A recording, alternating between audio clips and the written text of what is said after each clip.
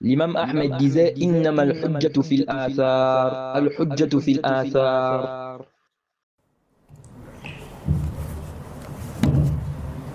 السلام عليكم ورحمة الله وبركاته.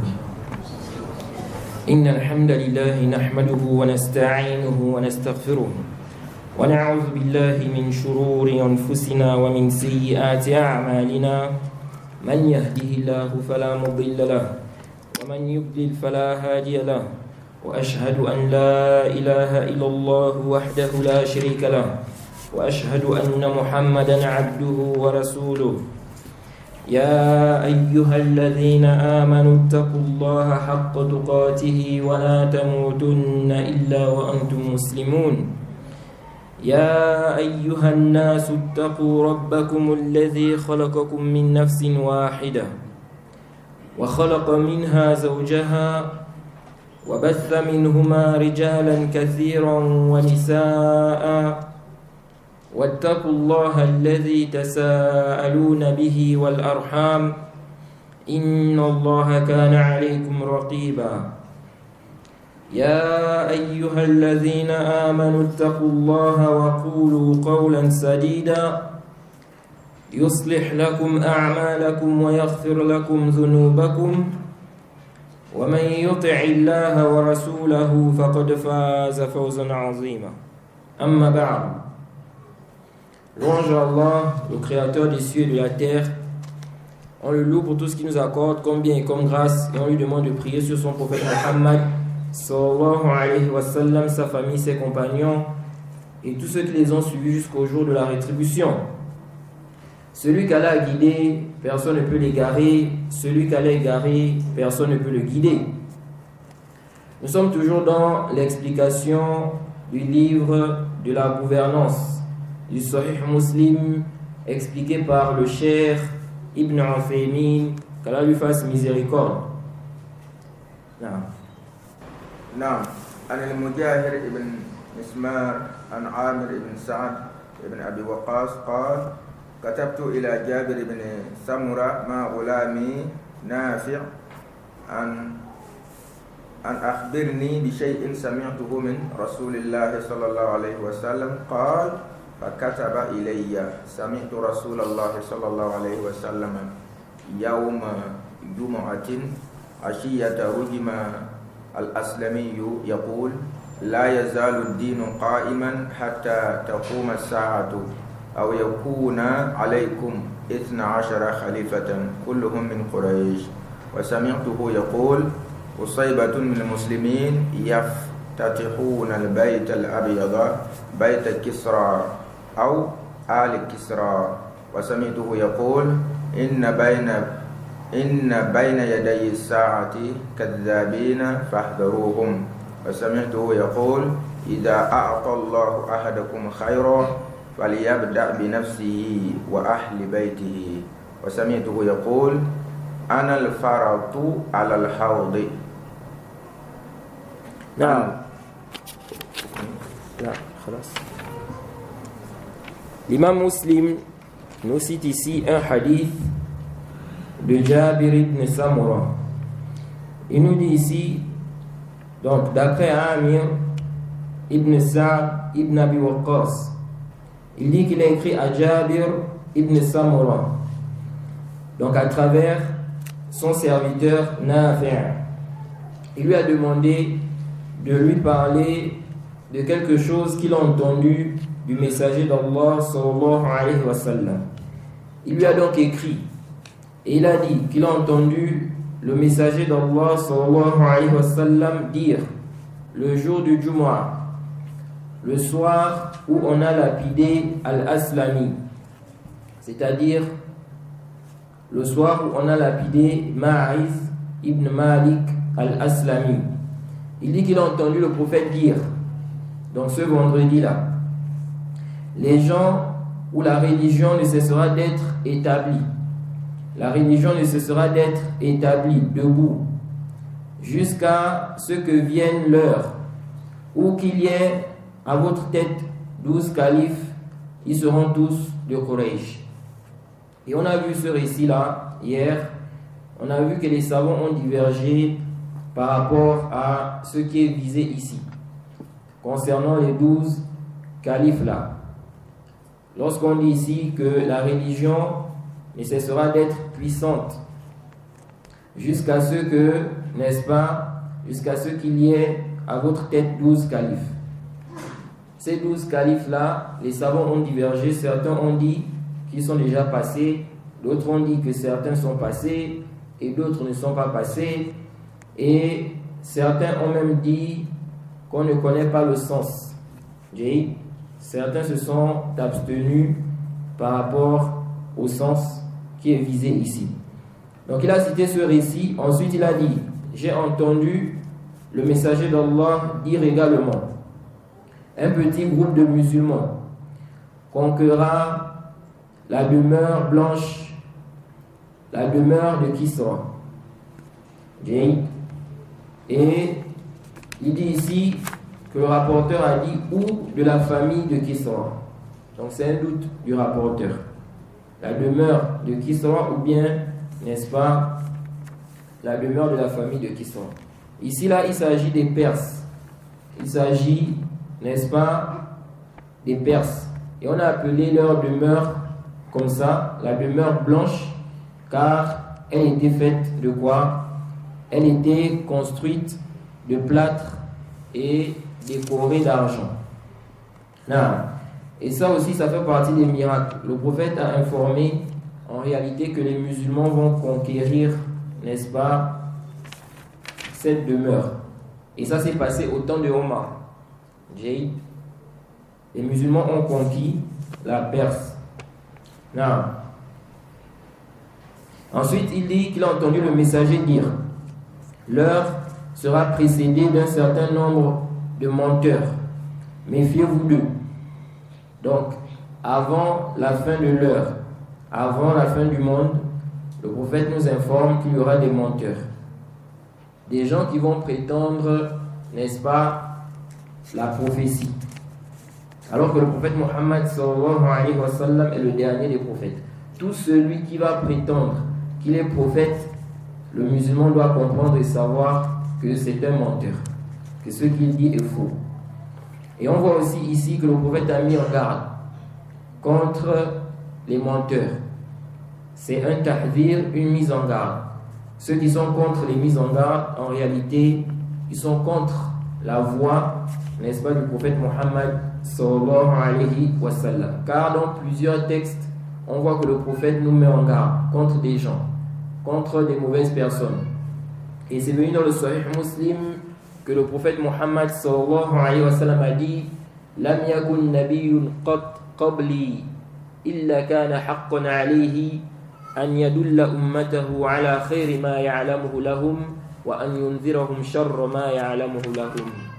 Le prophète a dit qu'il n'y a pas eu de prophète avant moi sans que ce ne soit un devoir sur lui de mettre en garde sa communauté concernant, n'est-ce pas, ce qu'il connaît de mal qui pourra les atteindre, et de les orienter vers ce qu'il connaît de bien pour eux.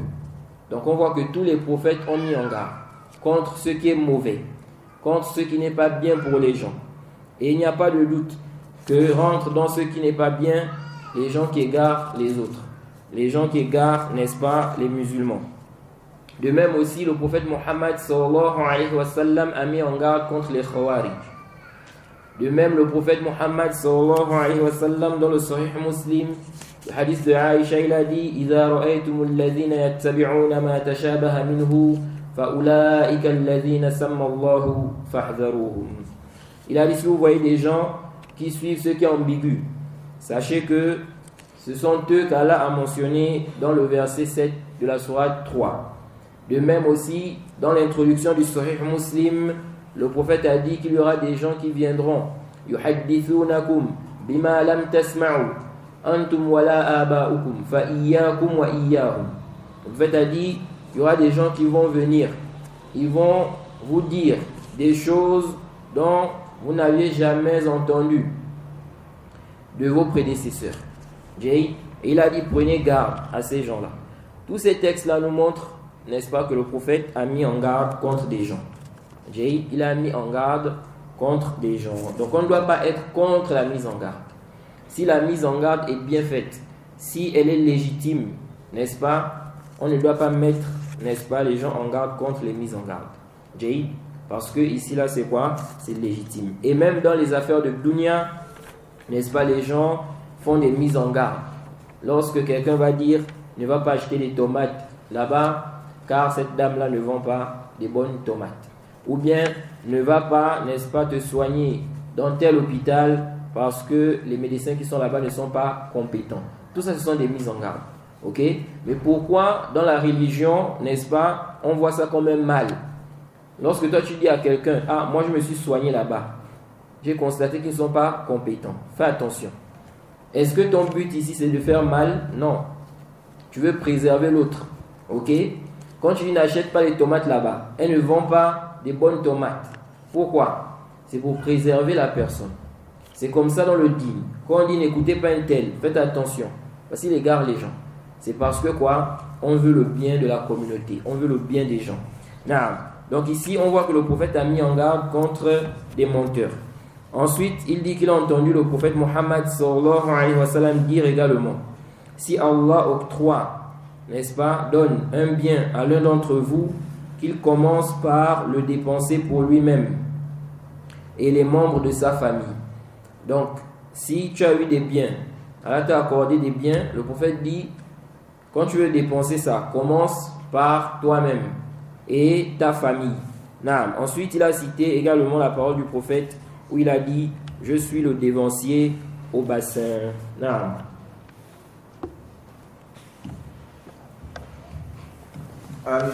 مجاهد بن مسمار عن عامر بن سعد أنه أرسل إلى بني سمرة الشرح إذا قال قائل قوله صلى الله عليه وسلم أو يكون عليكم 12 خليفة ألا يمكن أن نقول يريد بذلك المهدية لأن بعده سوف تقوم الساعة فالجواب يمكن أن يقال هذا لأن 12 خليفة لم ينتهوا ويمكن أن يقال إن أو شك من الراوي.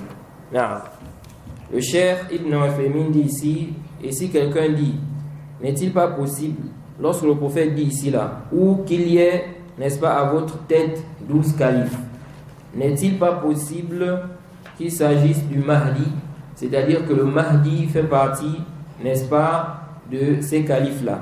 Le Cheikh dit, car, donc, dans ce qui est évoqué ici comme, n'est-ce pas, hypothèse, il dit car après, donc après le Mahdi, ce sera quoi? Ce sera la résurrection. Il dit, il est possible qu'on dise cela. Pourquoi? Il dit car les 12 califes là ne sont pas encore finis. Donc pour le Cheikh, ici là, il dit, ils ne sont pas encore tous passés. Ok? Contrairement à certains savants qui voient qu'ils sont déjà tous passés.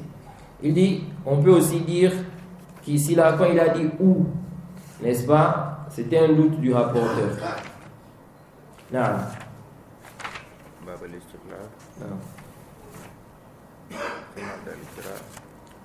باب الاستخلاف وتركه.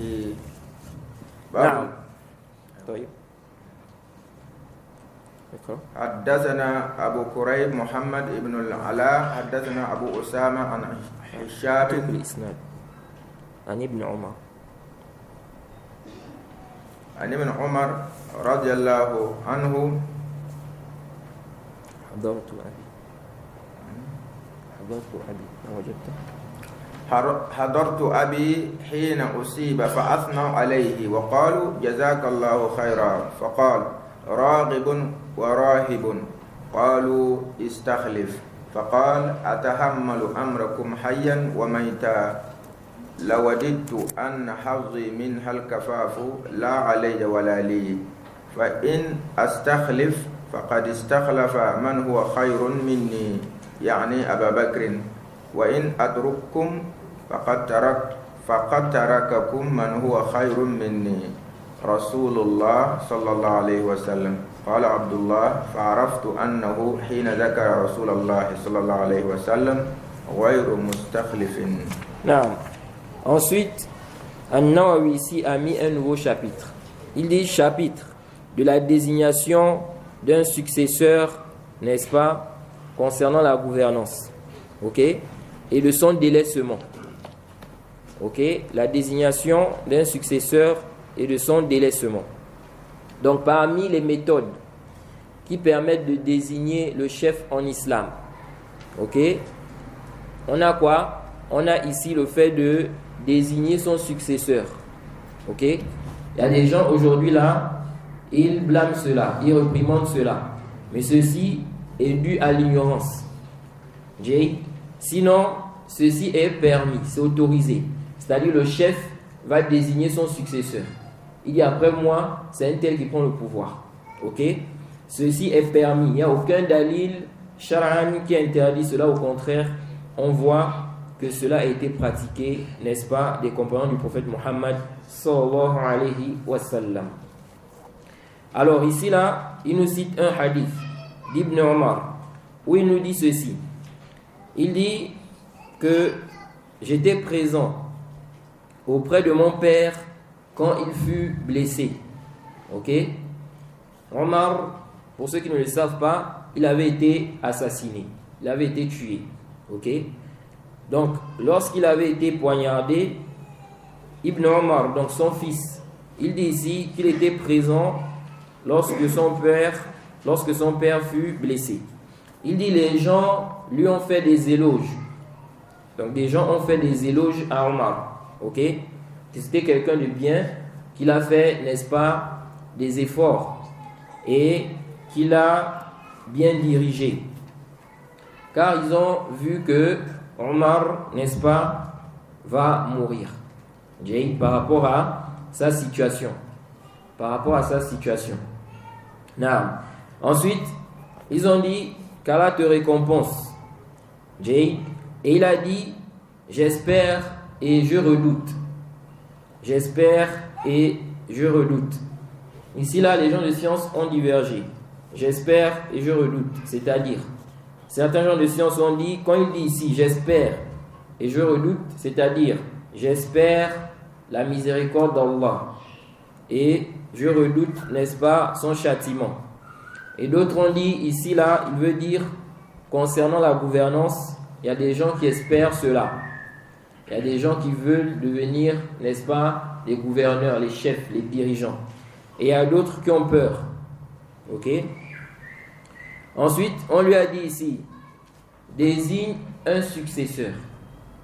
Donc, il faut désigner quelqu'un qui va te succéder après ta mort. Et qu'est-ce qu'il a dit? Il a dit, supporterai-je votre affaire de mon vivant aussi bien qu'après ma mort? C'est-à-dire que la question de la gouvernance, diriger les gens, ce n'est pas une chose facile. C'est une grande responsabilité.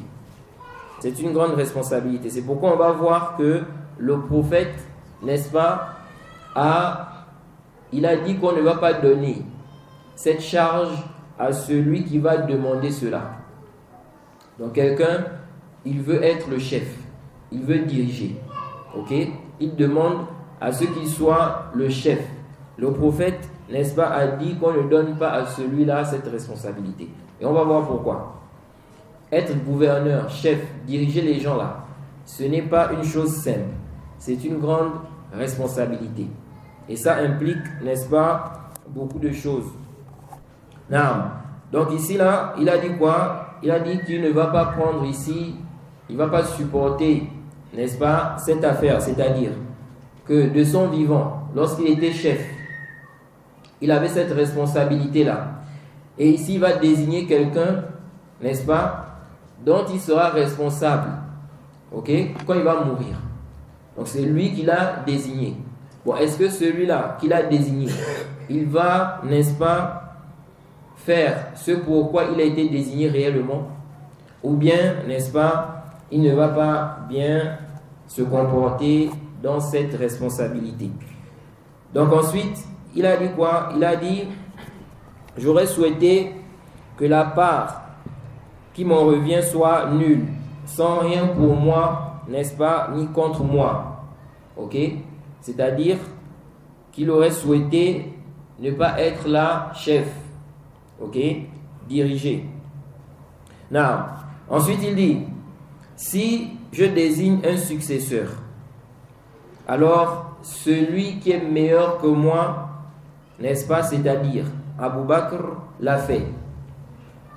Parce que Abu Bakr, il a désigné qui? Il a désigné Omar avant de mourir. Ok? Que c'est Omar qui va le succéder. C'est pourquoi on a dit ici que c'est autorisé. Le chef peut désigner quelqu'un qui va le succéder. Ce n'est pas aujourd'hui. Aujourd'hui, vous voyez maintenant que les pays ont adopté les systèmes démocratiques là. Le système démocratique. Comment on désigne les chefs maintenant? C'est par la voie des élections. Okay? Mais ça, en réalité, ce n'est pas la voie de l'islam. Et ce système-là, si on médite bien, ça on médite beaucoup de mots. Regardez ce qui se passe en Afrique. Généralement en Afrique, lorsqu'il y a des élections, après les élections, on voit quelqu'un qui sort pour contester. Il dit que c'est lui le président. C'est lui qui a été élu. Il a aussi ses gens avec lui. Et parfois, c'est tout un désordre dans le pays. Et on se demande, on se dit avec tout ça là, les gens n'arrivent pas à réfléchir. Changeons cela. Regardez les pays même où c'est la royauté. Comment ça se passe? Vous n'allez pas entendre tout ce désordre-là. Les pays où il y a la royauté. Vous n'allez pas entendre tout ça. Parce que, pourquoi en fait? Parce que le système là, le système démocratique là, qui est ici là, basé sur les élections là. Ce système là fait en sorte que les gens convoitent le pouvoir. Ok? Parce que lorsqu'on dit celui qui est au pouvoir, il a 7 ans. Le mandat c'est 7 ans par exemple son mandat. Ou bien on dit c'est 8 ans le mandat. Ou 8 ans ou 9 ans. Ou 6 ans ou 5 ans. Qu'est-ce qui se passe? Les gens ont l'espoir d'accéder au pouvoir. Parce qu'ils se disent que celui qui est là c'est pour un temps. Donc il va partir. Et donc les gens vont se battre, combattre pour être là. C'est pourquoi vous voyez que on tue parfois les gens. À cause de quoi? Du pouvoir là. Alors que lorsque les gens savent déjà que c'est perdu d'avance, d'emblée. Par exemple, on dit, ici on a le système de royauté. Ok? Donc après la mort de celui-là, c'est celui-là. Les gens ne vont pas être là en train de convoiter le pouvoir. Parce qu'ils savent déjà que c'est perdu d'avance. C'est pourquoi vous allez voir que ce système-là pousse les gens à convoiter le pouvoir et ça crée beaucoup de dégâts. Et vous allez voir que même ceux qui ont adopté ce système-là, finalement, quand ils arrivent, ils se rendent compte qu'ils ne veulent pas laisser quoi? Le pouvoir. Mais pourquoi avoir adopté ce système? Non, donc ici, là, dans ce récit, on voit quoi? On voit ici la permission de désigner, n'est-ce pas? De désigner un successeur. Le chef désigne un successeur. Il dit ici, là, celui qui va me succéder, c'est tel ou tel. Donc, Omar ici a dit quoi? Il a dit ici que si je désigne un successeur, alors celui qui est meilleur que moi l'a fait. Il s'agit d'Abou Bakr. Parce que Abou Bakr, n'est-ce pas, a désigné qui? Omar comme son successeur. Ok? Ensuite, il dit, si je délaisse aussi, donc si je ne désigne pas un successeur, il dit, celui qui est meilleur que moi aussi l'a fait. Ok? Il s'agit du prophète Muhammad sallallahu alayhi wa sallam. Donc, Omar ici nous fait comprendre qu'il peut désigner un successeur s'il le fait, celui qui est meilleur que lui, qui est Abou Bakr, l'a fait. Comme il peut aussi laisser. Donc, il ne désigne pas de successeur. Ok? Il ne désigne pas de successeur. Il dit aussi que ça, le prophète l'a fait. Parce que le prophète Muhammad sallallahu alayhi wa sallam, il n'a pas désigné son successeur, ok, de façon claire. Mais il a donné des indications qui montraient déjà que c'est Abou Bakr, n'est-ce pas, qui va le succéder. Mais de façon claire, qu'il ait dit par exemple, celui qui va me succéder, c'est Abou Bakr, on n'a pas quoi? On n'a pas cela. Non. Ensuite, Omar nous dit quoi ici? Ibn Omar, donc le fils de Omar, il dit ici que lorsqu'il a dit cela, il a su, n'est-ce pas, qu'il n'allait pas désigner un successeur. Lorsqu'il a mentionné le prophète Mohammed sallallahu alayhi wa sallam. Donc Ibn Omar, quand il a entendu ça de son père, n'est-ce pas, il dit quoi? Qu'il a su qu'il ne va pas désigner un successeur. Pourquoi? Parce que Omar ne va pas mettre à égalité le prophète, n'est-ce pas, et autre que le prophète. Donc, il a compris que si ici là, Abu Bakr, il a désigné un successeur, et que le prophète, n'est-ce pas, n'a pas désigné de successeur, il va suivre la voie du prophète. Ok? Mais on va voir que Omar, n'est-ce pas, il a en fait, ici là, fait quelque chose qui est entre les deux. Il n'a pas désigné un successeur, mais il a désigné des personnes qui devraient choisir, n'est-ce pas, qui va être le chef. Qui va être quoi? Le chef. Vous filmez là-bas. Il ne faut pas filmer. Qui va être le chef. Ok? Toïb. Donc, lui, il a fait quoi? Il a désigné en fait 6 personnes. Il a désigné 6 personnes qui devaient se retrouver pour choisir qui va être le chef. C'est pourquoi, parmi les méthodes pour désigner le chef en islam, soit, n'est-ce pas, celui qui était là comme chef, il va désigner son successeur. Ok? Ou bien, n'est-ce pas, un groupe des musulmans, des gens qui ont la science, qui ont la crainte, la piété. Ils vont se retrouver, pas tout le monde. Il ne s'agit pas ici de tout le monde. Ils vont se retrouver et puis ils vont choisir, n'est-ce pas, qui va être quoi? Qui va être le chef. Quant au système des élections où tout le monde peut s'exprimer, les hommes, les femmes, les pervers, les pieux, ça n'a rien à voir avec l'islam. Non. يقول الشيخ ابن عثيمين رحمه الله تعليقا على كلام ابن عمر رضي الله عنه لأنه لا يمكن أن يعدل عن سنة النبي صلى الله عليه وسلم صلى الله عليه وعلى آله وسلم. Le cheikh Ibn Uthaymin dit pourquoi ici il a dit, pourquoi Ibn Omar a compris des propos de Omar qui ne va pas désigner un successeur. Lorsqu'il a dit si je désigne un successeur, celui qui est meilleur que moi l'a fait. Si je laisse aussi, celui qui est meilleur que moi l'a fait. Ibn Omar a compris directement qu'il ne va pas désigner. Le cheikh Ibn Uthaymin dit car il ne peut pas délaisser la sunna du prophète Muhammad sallallahu alayhi wa sallam. فإن قال قائل أليس النبي صلى الله عليه وسلم قد أعطى إشارات تكاد تكون مثل الشمس على أن الخليفة أبو بكر رضي الله عنه؟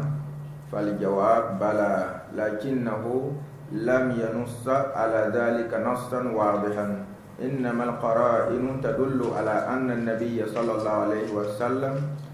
الله عليه وعلى آله وسلم استخلفه لأنه جعله خليفته في الصلاة وخليفته في الحج عام 9 وقال عليه الصلاة والسلام يأبى الله والمؤمنون إلا أبا بكر وقال لا يبقين في المسجد باب إلا صد إلا باب أبي بكر وقال للمرأة إن لم تجديني فأتي أبا بكر وما أشبه ذلك مما يكاد يكون كالصريح في أنه استخلفه ولكنه لم يقل بصراحة القول إن الخليفة بعدي أبو بكر لأنه لو قال هذا ما حصل النزاع في يوم السقيفة وغيره.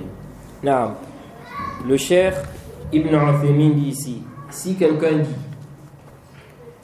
dit, n'est-ce pas le prophète, n'est-ce pas, a indiqué, a mentionné des indications qui sont presque comme, n'est-ce pas, le soleil, ok, clair comme le soleil, prouvant que c'est Abu Bakr qui devait le succéder.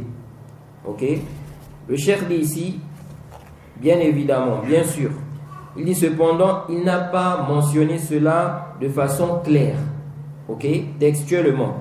Il dit, cependant, des indices prouvent que le prophète a désigné comme successeur Abu Bakr. Même s'il ne l'a pas dit clairement. Il dit, car il a mis, n'est-ce pas, comme celui qui va diriger la prière des gens. Ok?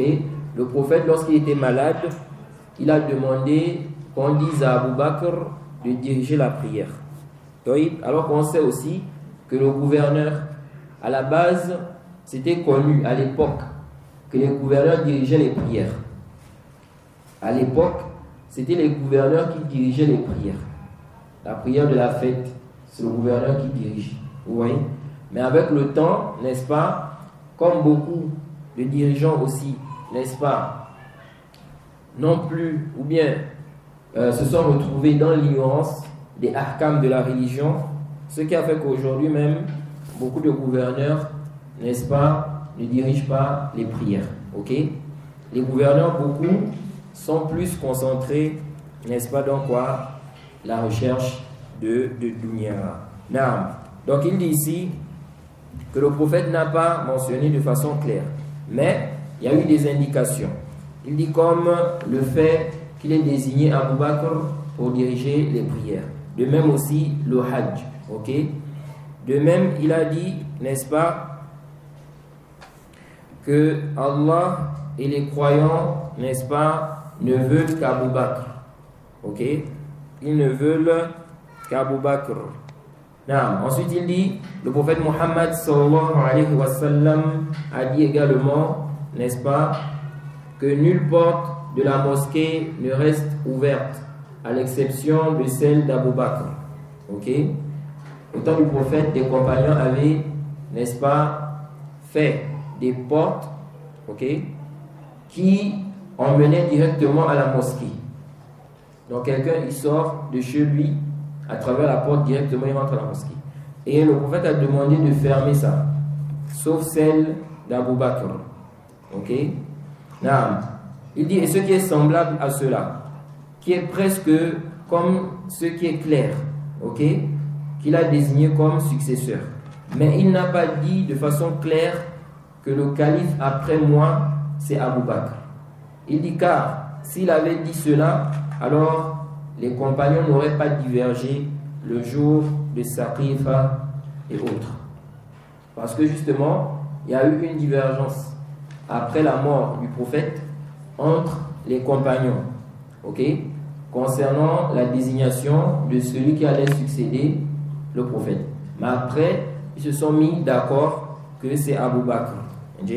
Donc le cheikh veut dire ici, si le prophète avait dit clairement que celui qui va me succéder c'est Abu Bakr, les compagnons n'allaient pas diverger.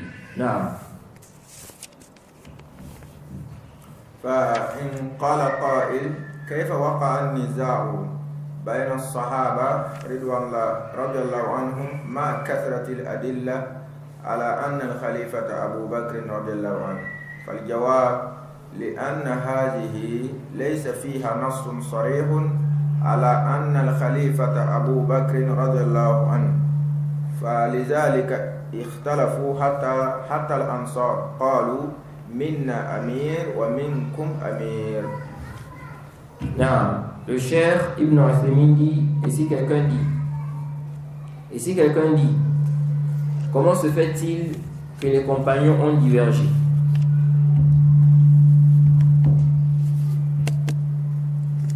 Comment se fait-il que les compagnons ont divergé avec toutes les preuves qui montrent que c'est Abu Bakr qui devait succéder le prophète, qui devait être le calife? Il dit la réponse, car il n'y avait pas un texte clair stipulant cela, qu'il va être le successeur. Il dit c'est pour cela, même les Ansar ont divergé entre eux. Ok? Ils ont dit quoi? Parmi nous, il y a ceux qui sont dirigeants, chefs, de même aussi parmi vous. Ok? Donc le cheikh Ibn Uthaymin veut dire ici que s'ils ont divergé, donc avant qu'ils se mettent d'accord que c'est Abu Bakr, c'est parce que justement il n'y avait pas un texte clair stipulant que c'est Abu Bakr qui va prendre le pouvoir. Non.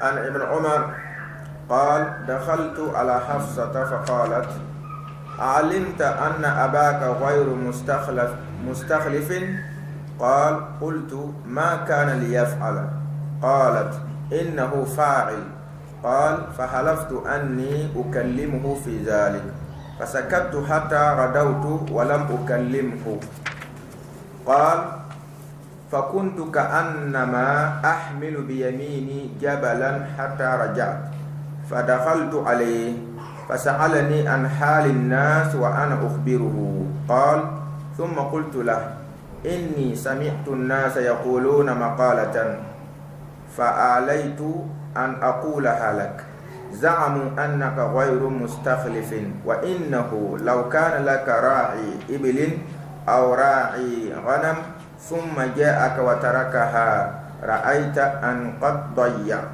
فرعاية الناس أشد قال فوافقه قولي فوضع رأسه ساعة ثم رفعه إلي فقال إن الله عز وجل يحفظ دينه وإني لئن لا أستخلف فإن رسول الله صلى الله عليه وسلم لم يستخلف وإن أستخلف فإن أبا بكر قد استخلف قال فوالله ما هو إلا أن ذكر رسول الله صلى الله عليه وسلم وأبا بكر فعلمت أنه لم يكن ليعدل برسول الله صلى الله عليه وسلم أحدا وأنه غير مستخلف. Non. Donc ici là, ce récit en réalité c'est mentionné ici pour montrer simplement que le gouverneur, le chef, peut désigner quelqu'un qui va le succéder. Ok? Comme il peut ne pas le faire aussi. Donc, il cite ici là le récit d'Ibn Omar. Cette fois-ci, il dit qu'il est rentré chez Hafsa, donc la fille de Omar. Et il a dit quoi? Donc sa sœur. Elle lui a dit, est-ce que tu sais que ton père, n'est-ce pas, ne va pas désigner un successeur? Est-ce que tu sais que ton père ne va pas désigner un successeur? Et il dit qu'il a dit, il ne fera pas une telle chose. Ok? Ibn Omar dit, il ne fera pas une telle chose. Ensuite, elle a dit, il le fera. Jay. Il a dit, j'ai juré que je vais lui parler concernant cela. Donc Ibn Omar a juré qu'il va parler à son père concernant cette affaire. Il dit, je me suis tu jusqu'au lendemain matin et afin de lui parler de cela. Mais il dit, et je ne lui ai pas parlé de cela. Qu'est-ce qui s'est passé? Il dit, j'étais, n'est-ce pas, c'est comme si je portais une montagne sur ma main droite. Je suis rentré donc chez lui. Il m'a posé la question au sujet de la situation des gens. Et je l'informa. Ici, là, pourquoi il dit ici que c'était comme si, n'est-ce pas, il transportait, il avait quoi? Une montagne sur sa main. C'est-à-dire que c'était lourd pour lui. Ici, là, certains gens de science ont dit car, ici, là, c'est une affaire dangereuse. Donc, l'affaire de quoi? La gouvernance. Ok? D'autres ont dit, n'est-ce pas, il a dit ça parce qu'il a juré qu'il va lui parler de ça. Ok? Donc, là, il n'arrivait plus à parler. Donc, il n'a pas parlé.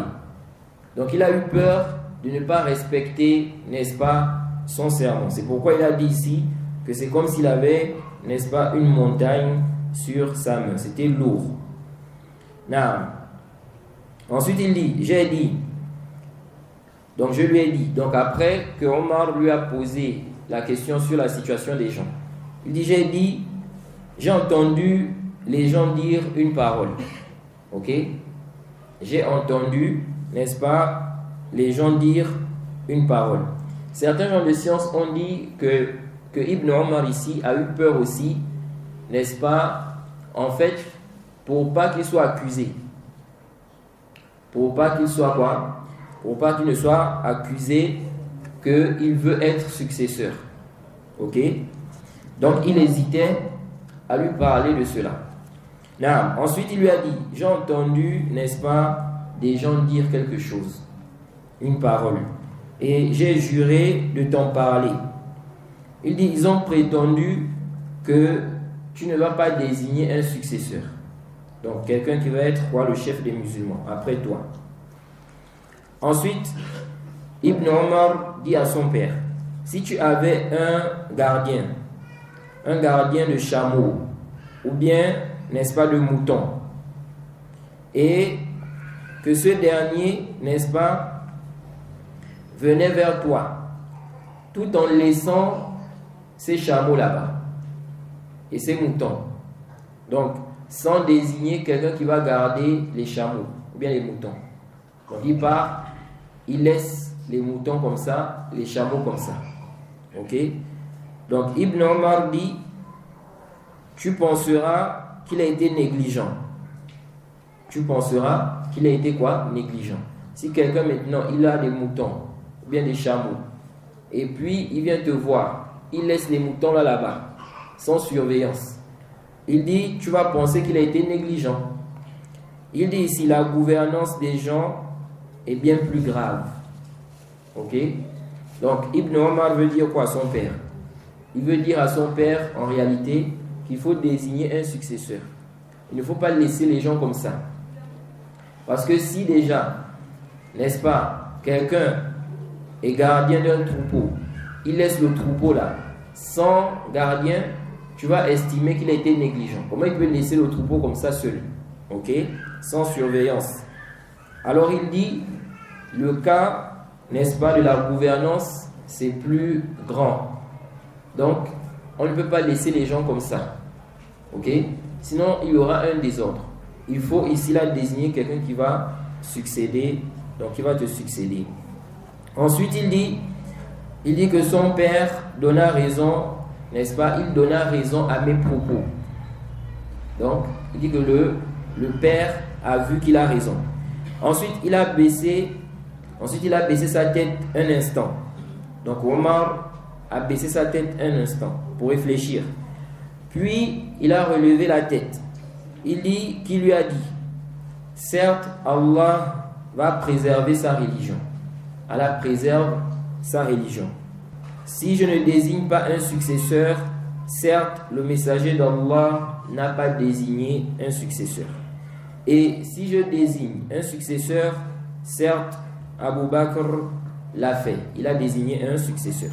Ensuite, il a dit, par Allah, quand il a dit cela, lorsqu'il a mentionné le messager, ok, il dit, à peine mentionna-t-il le messager, n'est-ce pas, et Abu Bakr, que je compris qu'il ne mettrait personne, n'est-ce pas, à égalité avec le messager d'Allah, et qu'il ne désignerait personne comme successeur. On avait déjà expliqué cela. Le Cheikh a dit, يقول الشيخ محمد بن صالح العثيمين رحمه الله تعليقا في هذا الحديث أولا ضرب الأمثال التي تقرب المعنى وتوضحه فإن ابن عمر رضي الله عنهما ضرب لأبيه هذا المثل رجل راعي غنم تركها فإنه يعتبر مضيئها لها. ثانيا أن الإنسان ينبغي له أن يتأمل قبل أن يرد لأن عمر رضي الله عنه وضع رأسه يتأمل ويفكر ثم تبين له أن النص مقدم على القياس لأن القياس الذي أعرض به عبد الله رضي الله عنه قياس واضح لكن عمر رضي الله عنه رجح النص وهو أن النبي صلى الله عليه وسلم لم يستخلف. Le Cheikh Ibn Uthaymin dit, dans ce récit-là, on tire du récit-là Premièrement, n'est-ce pas, le fait de donner des paraboles, ok, des exemples, des paraboles pour rapprocher le sens et clarifier les choses. Donc parfois, n'est-ce pas, tu veux expliquer à quelqu'un une chose en donnant un exemple ou bien une parabole, ça peut mieux expliquer la chose.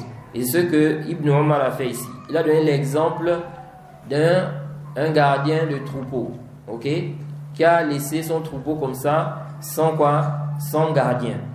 Donc, il a voulu faire l'analogie ici. Et donc, le cheikh dit ici, on tire de là, n'est-ce pas, le fait de citer des paraboles ou bien des exemples pour clarifier le sens de quelque chose. Il dit car Ibn Omar ici là a donné un exemple, une parabole à son père. Il a dit un homme, n'est-ce pas, qui garde des moutons et il a laissé ces moutons là. Il dit il est considéré comme quelqu'un ayant été négligent vis-à-vis de cela. Ensuite le cheikh a dit deuxièmement, il convient à l'homme, n'est-ce pas, de méditer, de réfléchir avant de réfuter, avant de répondre. Il y a des gens, ils se précipitent. Il n'a pas bien compris même ce que tu veux dire. Il veut déjà répondre ou bien réfuter. Il faut bien écouter d'abord l'autre. Tu écoutes d'abord ce qu'il dit. Tu as bien compris ça. Maintenant, si tu as quelque chose à dire, tu vas dire cela. Et non se précipiter. Ceci car, ici là, Omar, qu'est-ce qu'il a fait? Il a réfléchi. Il a baissé sa tête. Il a réfléchi. Et qu'est-ce qui s'est passé? Il s'est rendu compte que le qiyas là, l'analogie là, ça ne tient pas. Lui, il a vu que cette analogie ne tient pas. C'est pourquoi il a dit à son fils que Allah va préserver sa religion. Donc c'est comme s'il veut lui dire que l'analogie que tu mentionnes là, ça ne tient pas. Parce que oui, c'est vrai que le gardien du troupeau là, le gardien des moutons, s'il laisse les moutons comme ça, n'est-ce pas, on va dire qu'il était négligent, sans gardien, ok? Il dit, mais concernant les gens ici, c'est différent, ok? Car il dit, Allah va préserver sa religion, ok? Donc, Omar a vu ici que l'analogie là ne tient pas. Et donc, le cheikh Ibn Uthaymin dit ici que Omar a médité, il a baissé sa tête pour réfléchir, pour méditer. Ensuite, il lui est apparu que le texte ici là prévaut sur l'analogie, car l'analogie, n'est-ce pas, qu'a mentionné Ibn Omar est claire. Cependant, l'analogie qu'a mentionné Ibn Omar est claire. Cependant, Omar, donc son père, il a fait prévaloir, n'est-ce pas, le texte. Et il s'agit ici du fait que le prophète Mohammed sallallahu alayhi wa sallam n'a pas désigné un successeur. Non. باب النهي عن طلب الإمارة والحرص عليها. On retient aussi de ce récit, n'est-ce pas, qu'un père peut écouter les conseils de son fils. Il peut écouter son fils. On voit ici que Ibn Omar a parlé à son père. Il n'a pas dit pourquoi tu me parles. Je suis ton père. Toi tu es mon fils. Tu n'as rien à me dire. Je ne peux pas comprendre ou bien écouter ce que tu me dis. Ok? Il a écouté son fils jusqu'à la fin. Ensuite, il lui a, n'est-ce pas, dit ce qu'il pense par rapport à ce qu'il a dit. Et parfois, vous voyez des problèmes entre, n'est-ce pas, le fils et son père, ou bien la fille et son père, ou bien la fille et sa mère. Parfois, quand vous fouillez, vous allez voir que le problème, c'est parce qu'on n'a pas écouté l'enfant. Le père ne veut même pas écouter l'enfant. La mère ne veut même pas écouter. Alors que s'ils écoutent attentivement, il se peut que ce problème, n'est-ce pas, qui a déclenché entre eux là, ça n'allait pas déclencher. Naam. باب النهي عن طلب الإمارة والحرص عليها. Naam. L'imam Nawawi dit ici, chapitre, l'interdiction de demander et de convoiter, n'est-ce pas, l'émirat, la gouvernance, le pouvoir. Donc, il est interdit de demander le pouvoir. Ok? C'est pourquoi ici, là, quelqu'un a posé une question, je crois c'est hier, concernant les élections. Et on avait mentionné parmi les choses qui font en sorte que certains savants, ici là, interdisent les élections, c'est ça. C'est que les candidats demandent le pouvoir. Ils font des campagnes. Ok? Donc ici là, An-Nawawi dit quoi? Il dit l'interdiction de demander, n'est-ce pas, la chefferie. Ok? L'émirat, la gouvernance. Et on va voir pourquoi. Pourquoi le prophète interdit de demander ça. Naam. حدثنا عبد الرحمن ابن سمرة قال لي رسول الله صلى الله عليه وسلم يا عبد الرحمن لا تسأل الإمارة فإنك إن أعطيتها عن مسألة أكلت إليها وإن أعطيتها عن غير مسألة أعنت عليها. نعم. فإسناد فقط. نعم. طيب. Ensuite, ici, là, le prophète Mohammed, sallallahu alayhi wa sallam, dans ce hadith, il dit: Ô Abdurrahman, ne demande pas la gouvernance, ne demande pas à être chef, gouverneur. Jay. Pourquoi? Il dit: car, il dit, ne demande pas à gouverner, car si tu la reçois, donc la gouvernance là, si tu la reçois suite à ta demande, tu seras livré à elle. Ok? Mais si tu reçois cela, donc si tu la reçois sans sollicitation, tu n'as pas demandé, on t'a mis chef. Ok? On t'a désigné. Il dit ici, alors tu y seras aidé. Ok? Ça veut dire quoi? Ici là, le prophète Mohammed sallallahu alayhi wa sallam, le prophète Mohammed sallallahu alayhi wa sallam interdit de demander à être chef, gouverneur, président, ok, roi, ok, appelez ça comme vous voulez, président, roi, chef, ok. Le prophète interdit donc de demander cette gouvernance-là, de gouverner, de diriger, d'être le chef, ok, le gouverneur. Pourquoi? Le prophète dit ici, car si tu obtiens cela, suite à ta demande, tu seras livré à cela. Tu seras livré à cela. Par contre, si tu obtiens cela sans avoir demandé, ok, sans sollicitation, Allah va t'aider. En un mot, celui-là qui cherche à être chef, à être gouverneur, le fait ici là, qu'il demande cela, si on lui donne, Allah ne va pas l'aider. Ok, dans cette tâche. Mais si il n'a pas demandé, il ne cherche pas ça, mais on l'a mis chef, Allah va l'aider. Ok. Par conséquent, on va voir que celui qui demande ça, on ne doit pas lui donner. Pourquoi? Parce qu'on sait que comme il a demandé là, Allah ne va pas l'aider. Ok. Donc on ne doit pas lui donner. Parce que si on lui donne le pouvoir là, n'est-ce pas, alors il fera des mauvaises choses. Et c'est peut-être la raison pour laquelle beaucoup de gens accèdent au pouvoir, mais ils font quoi? Des mauvaises choses. Parce qu'ils viennent là à travers quoi? La demande du pouvoir. Parce que celui qui connaît les réalités de la gouvernance, gouverner tout un pays, gouverner des gens comme ça, ce n'est pas simple. Jay. Alors celui qui connaît les mots qui s'y trouvent et le fait que celui qui rentre dedans là, il n'arrive plus à sortir. Jay, vous allez voir que quelqu'un est là, il est devenu chef. Il se peut même que lui, il veut délaisser ça. Il veut déjà abandonner. Mais c'est compliqué pour lui de délaisser. Parce que les gens qui sont autour de lui là, ils gagnent l'argent, ils mangent. Donc s'il lui laisse, eux, ils vont quoi? Ils vont perdre tous les privilèges qu'ils ont là. Donc ils vont chercher à le maintenir là, qu'il ne faut pas quitter.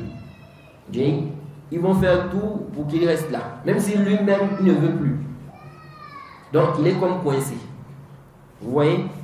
Et donc celui qui connaît les maux qui sont là-bas, les dangers qui sont là-bas, dans le fait de gouverner là, il ne va pas convoiter cette place-là. Il ne va pas convoiter. Et donc, si on lui donne ça, il va craindre Allah. Il aura peur. Parce que depuis le départ, il a peur. Il a peur d'être là. Parce qu'il sait ce qu'il a la responsabilité, la lourde responsabilité qui est là. Donc il aura peur. Et donc celui-là, s'il a le pouvoir, qu'est-ce qui va se passer? Allah va lui faciliter.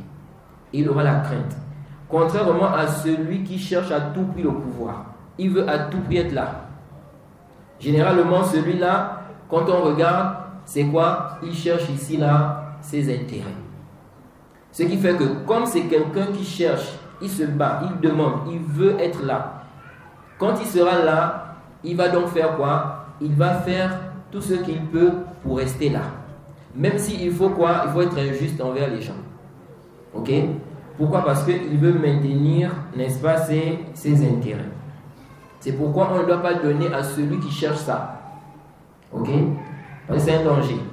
C'est un danger pour les gens. Parce que celui-là, il va chercher ici, là, à rester. Il va chercher ici, là, ses intérêts parce que c'est quelqu'un qui convoitait cet endroit-là. Ok? Contrairement à celui qui ne cherche pas ça. Il ne veut pas ça. Ok? Now, donc ici, le prophète a dit, si ici, là, tu obtiens donc ce rang-là, tu es gouverneur, et que tu as demandé cela, alors ici, là, tu ne seras pas aidé. Tu seras livré à cela. Ok? Contrairement au cas où tu n'as pas demandé, on t'a mis là, alors ici, n'est-ce pas, Allah va te faciliter, il va t'aider. Non. يقول الشيخ العلامة محمد بن صالح العثيمين رحمه الله فإن قال قائل وهل يدخل في هذا طلب إمامة المسجد؟ فالجواب عثمان بن أبي العاص رضي الله عنه قال للنبي صلى الله عليه وسلم اجعلني إمام قومي قال أنت إمامهم فصار إماما لهم في المسجد لأن هذه ليس فيها ولاية يكون فيها سلطة وإمرة على الآخرين فلا يدخل في هذا لكن لا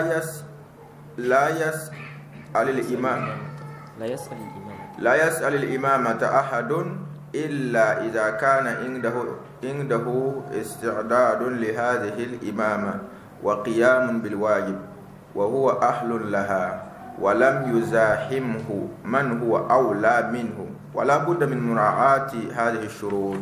نعم, le cheikh Ibn Uthaymin dit, si quelqu'un dit, est-ce que ici là, quand le prophète a dit, ne demande pas à l'imara, la gouvernance, l'émirat, la chefferie, est-ce que ici là, rentre dedans aussi le fait de demander d'être imam, le fait de demander, n'est-ce pas, qu'on soit imam, ok?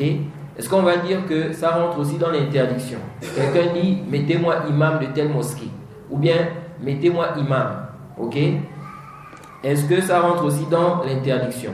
Le cheikh dit, la réponse, Uthman ibn Abil As, radiyallahu anhu, il a dit au prophète Mohammed sallallahu alayhi wa sallam, désigne-moi, n'est-ce pas, en tant qu'imam de mon peuple. Il a dit au prophète, désigne-moi en tant qu'imam de mon peuple. Mets-moi imam. Ok? Et le prophète a dit, tu es leur imam. Ok? Donc je te désigne comme étant leur imam.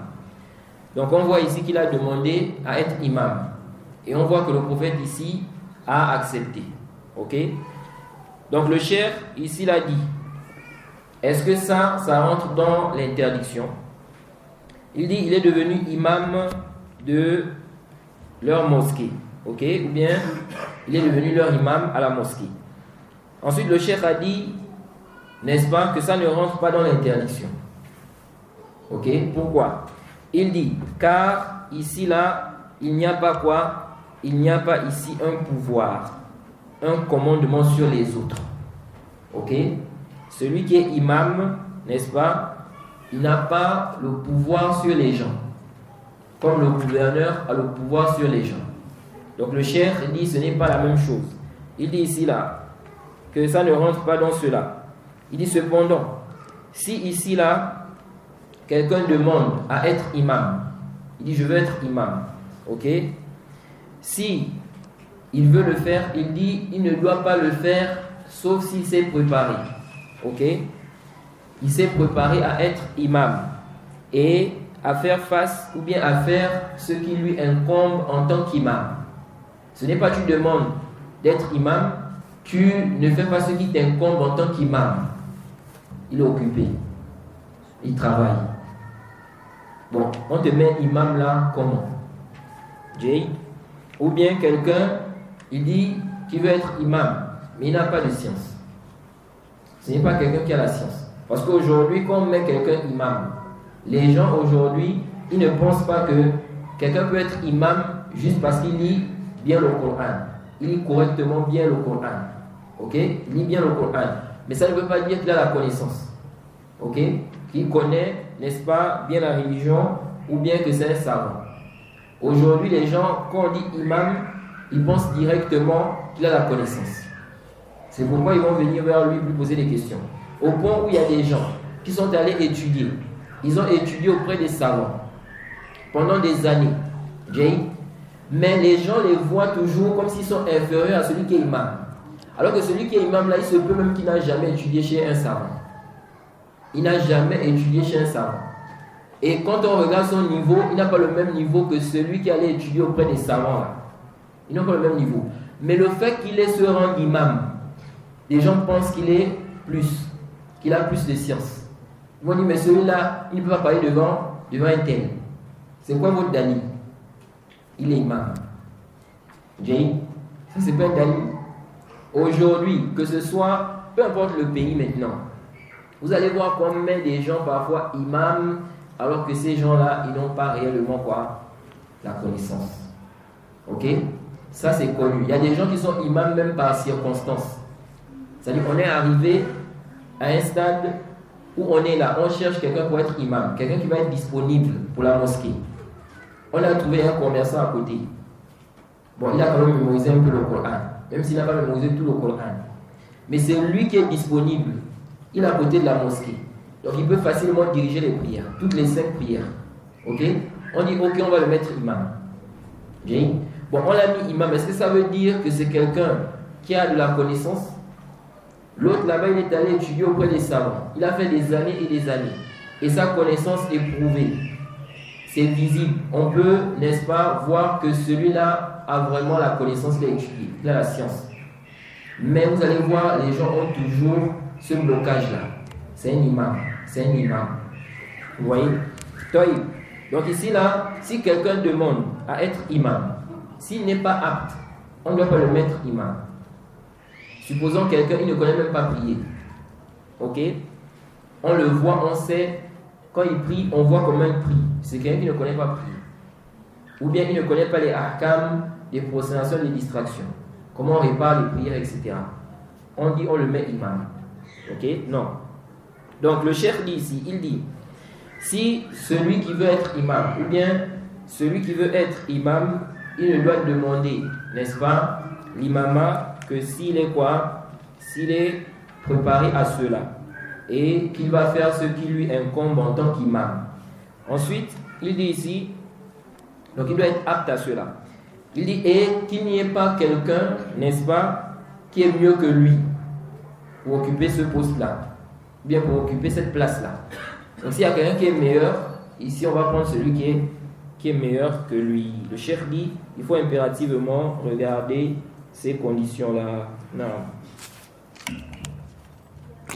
وهنا مسألة إذا أتى إنسان إلى الإمام وطلب منه أن يتنازل له عن الإمامة مقابل مال فما الحكم؟ نعم. Le cheikh Ibn Uthaymin dit ici il y a une question. Si quelqu'un vient voir l'imam, voilà un imam, il est imam de la mosquée.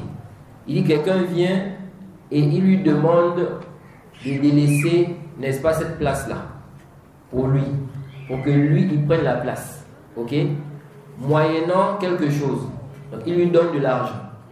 Il lui dit, n'est-ce pas, tu me laisses à ta place, donc je vais être imam maintenant et je te paye, je te donne de l'argent pour ça.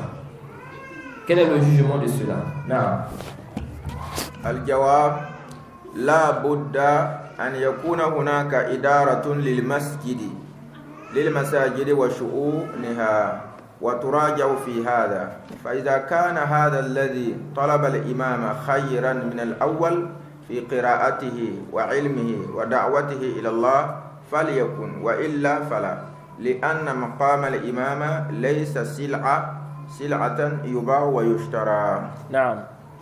Réponse du cheikh. Il dit, il faut qu'il y ait une administration, n'est-ce pas, pour les mosquées et ses affaires. Ok? Pour les mosquées et ses affaires, pour gérer cela. Et donc, on va ici renvoyer l'affaire là-bas. Ils vont regarder. Ok? Il dit, si celui qui demande à être imam là, il est meilleur, ok, dans la lecture, dans la science, dans la da'wa, on voit que celui-là vraiment il est meilleur au niveau de la da'wa. Il propage la religion, il fait des efforts, il appelle les gens, n'est-ce pas, à la vérité, ok, de façon convenable. Donc il est meilleur que celui qui est imam au niveau de la lecture, au niveau de la science, au niveau de la da'wa. Il dit alors qu'il en soit ainsi. Donc ce n'est pas interdit s'il fait ça, ok. Il dit le cas contraire, non. Il dit car la place de l'imama là, ce n'est pas une marchandise qu'on vend et qu'on achète. Ce n'est pas une marchandise qu'on vend et qu'on achète. Non. Donc ça veut dire quoi? Ça veut dire que si celui qui est devant, il est meilleur, ok, on n'a pas à lui dire non, je te paye et puis, n'est-ce pas, je vais prendre la place. Non. عن أبي موسى قال دخلت على النبي صلى الله عليه وسلم أنا ورجلان من بني عمي فقال أحد الرجلين يا رسول الله أمرنا على بعض ما ولاك الله عز وجل. وقال الآخر مثل ذلك. فقال إنا والله لا نولي على هذا العمل أحدا سأله ولا أحدا حرص عليه. Non. Ensuite, l'imam Muslim nous cite un autre hadith ici où, n'est-ce pas, Abi Moussa nous dit: je suis rentré chez le prophète Mohammed sallallahu alayhi wa sallam avec deux hommes, deux de mes cousins. Ok? Et l'un d'eux a dit: ô messager d'Allah, mets-nous à la tête d'une part de ceux dont Allah t'a confié l'autorité. Ok? Et l'autre a dit la même chose. Donc Abu Moussa dit qu'il est allé voir le prophète avec deux de ses cousins. Un a dit, n'est-ce pas, au prophète: mets-nous à la tête, ok? Mets-nous à la tête d'une part de ceux dont Allah t'a confié comme autorité. Ok? Donc mets-nous chef, dirigeant, gouverneur, dans un endroit. Ok? On avait vu qu'à l'époque, n'est-ce pas, les musulmans avaient un seul chef. Ok? Un seul chef pour tous les musulmans du monde. Maintenant, ce chef-là, il pouvait mettre des chefs, des sous-chefs, on va dire, dans d'autres endroits. Ok? Mais ces sous-chefs-là sont sous l'autorité du chef-là, qui est quoi? Le chef de tous les musulmans. Mais, depuis longtemps, on n'a plus ça. Maintenant, chaque pays a son chef, qui n'est pas sous l'autorité, n'est-ce pas, d'un chef. Ok? Qu'on va dire que c'est le chef de tous les musulmans. Ok? Non, donc, ici, là, ils ont demandé au prophète que mets-nous donc chef gouverneur dans des endroits. Et donc, il a demandé, l'autre a dit la même chose. Il dit que le prophète Mohammed sallallahu alayhi wa sallam a dit: par Allah, nous n'attribuons pas cette responsabilité à quelqu'un qui la sollicite et à quelqu'un, n'est-ce pas, qui la convoite. Donc, on voit ici que le prophète a refusé. Ok? Comme on l'a vu, il a interdit de demander la chefferie, de gouverner. Donc ici, là, il dit: on ne donne pas cette responsabilité-là à celui qui veut, qui convoite cela. Ok? Et comme on l'a expliqué, c'est quoi? C'est que celui-là, n'est-ce pas, qui convoite, qui veut, n'est-ce pas, cela, il ne sera pas aidé par Allah. Ok? Celui qui veut gouverner les gens. Il veut être le chef. Ok? Contrairement à celui qui fuit cela. Ou bien qui ne veut pas de cela. Cependant, on l'a désigné. Ok? Celui-là, s'il accède au pouvoir, il sera aidé par Allah. Par conséquent, si on sait ça, parce que ici, là, le prophète a dit quoi? Il a dit, si tu demandes et que tu es, n'est-ce pas, que tu obtiennes cela, tu seras livré à elle, cette gouvernance-là. C'est-à-dire, Allah ne va pas t'aider. Mais si ici, là, on te met chef, alors que tu n'as pas demandé cela, tu seras aidé par qui? Par Allah. Okay?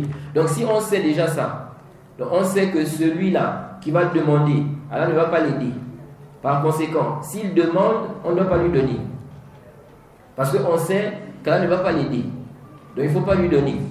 Parce que si on lui donne, n'est-ce pas, il va faire quoi? Il va faire des mauvaises choses. Ok? Il ne va pas bien s'occuper du peuple. Il ne va pas bien s'occuper du peuple.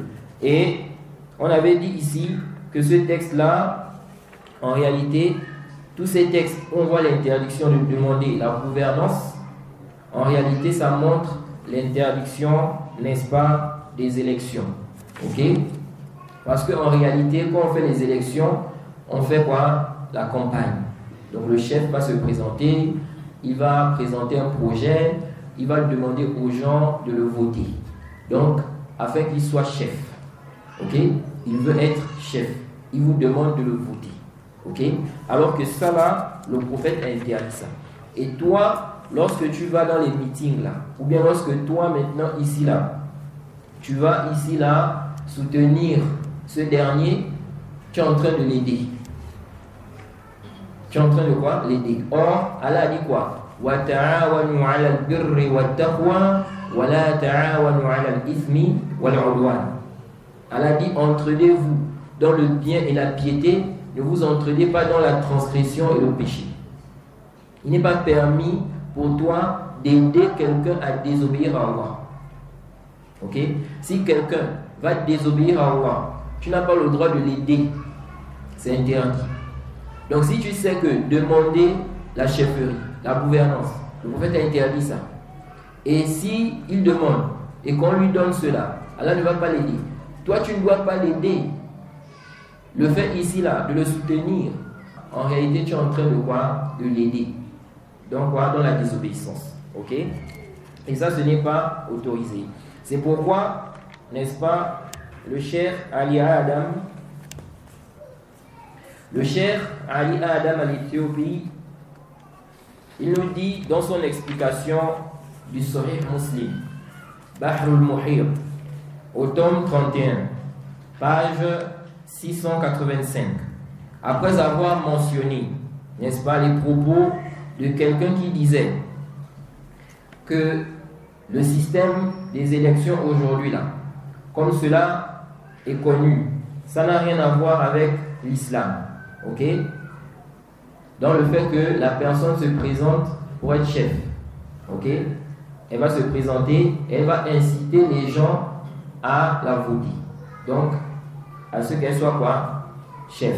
Now, donc, après avoir mentionné ces propos-là, l'auteur des propos dit, mais si, n'est-ce pas, cela se fait selon la législation.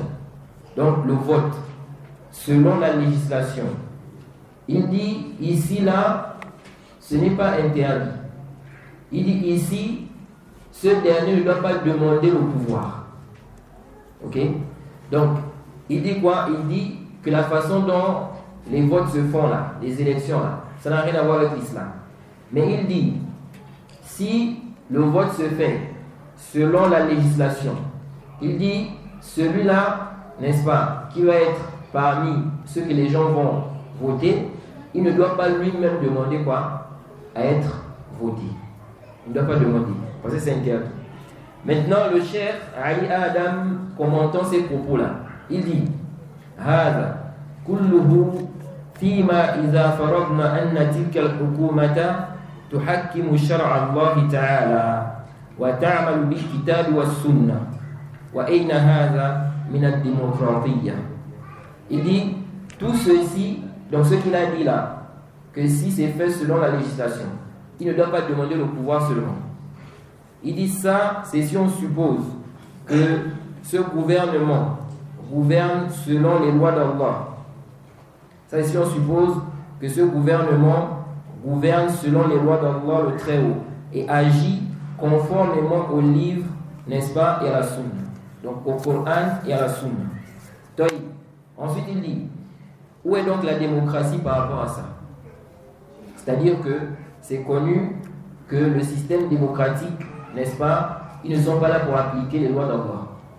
Ok? La démocratie, c'est quoi? Le pouvoir du peuple par le peuple. Ok? C'est le peuple, en réalité, qui légifère par l'entremise des députés. Ok? À l'époque, avant, on prenait les gens et puis les gens donnaient leurs avis. On veut faire ça. Vous avez décidé quoi? Avec le temps, c'est devenu ce qu'on appelle maintenant, n'est-ce pas, la démocratie parlementaire. Donc maintenant, ce n'est plus que chacun va décider. En réalité, on nous fait croire qu'on décide, mais en réalité, on ne décide pas. Parce que toi, tu te réveilles le matin, tu allumes la radio, tu entends seulement qu'on a décidé, on a pris telle loi. On ne t'a pas consulté. On a décidé. Mais qui a décidé? Les députés ont décidé. Les députés représentent le peuple, soi-disant. Donc ils parlent pour le peuple. Donc on ne te consulte pas. On ne te consulte pas. C'est pourquoi les gens aujourd'hui là qui attaquent l'islam, lorsqu'on dit que ce n'est pas tout le monde qui doit décider. Allah a décidé comme ça. Le prophète a décidé comme ça. Ok? Nous, on doit se soumettre. Il y a des gens qui critiquent ça. Mais quand on regarde maintenant leur système, quand vous décidez, vous dites bon, les députés vont parler pour le peuple. Mais ils vont parler pour le peuple là. Il se peut que la population ne soit pas d'accord. La population n'est pas d'accord. Mais on dit quoi? Les députés ont voté la loi. Ça va passer. Parce que les députés ont voté. Vous voyez? Donc toi, on n'a pas eu ton avis. On n'a pas eu ton avis. Mais pour eux, ici là c'est bien. Il n'y a pas de problème. Mais quand on dit dans l'islam que tout le monde ne peut pas décider, ok? On dit non. Pourquoi? Il faut la liberté. Il faut ça. Mais eux-mêmes dans leur démocratie, en réalité, il n'y a pas la liberté. Parce qu'on impose. Le gouvernement a décidé khalas. Vous voyez? Donc le chef dit quoi ici? Il dit où est la démocratie par rapport à cela? Ok? Où est la démocratie par rapport à cela? La démocratie, n'est-ce pas? Le système démocratique, ils ne sont pas là pour, n'est-ce pas, l'application des lois de l'islam.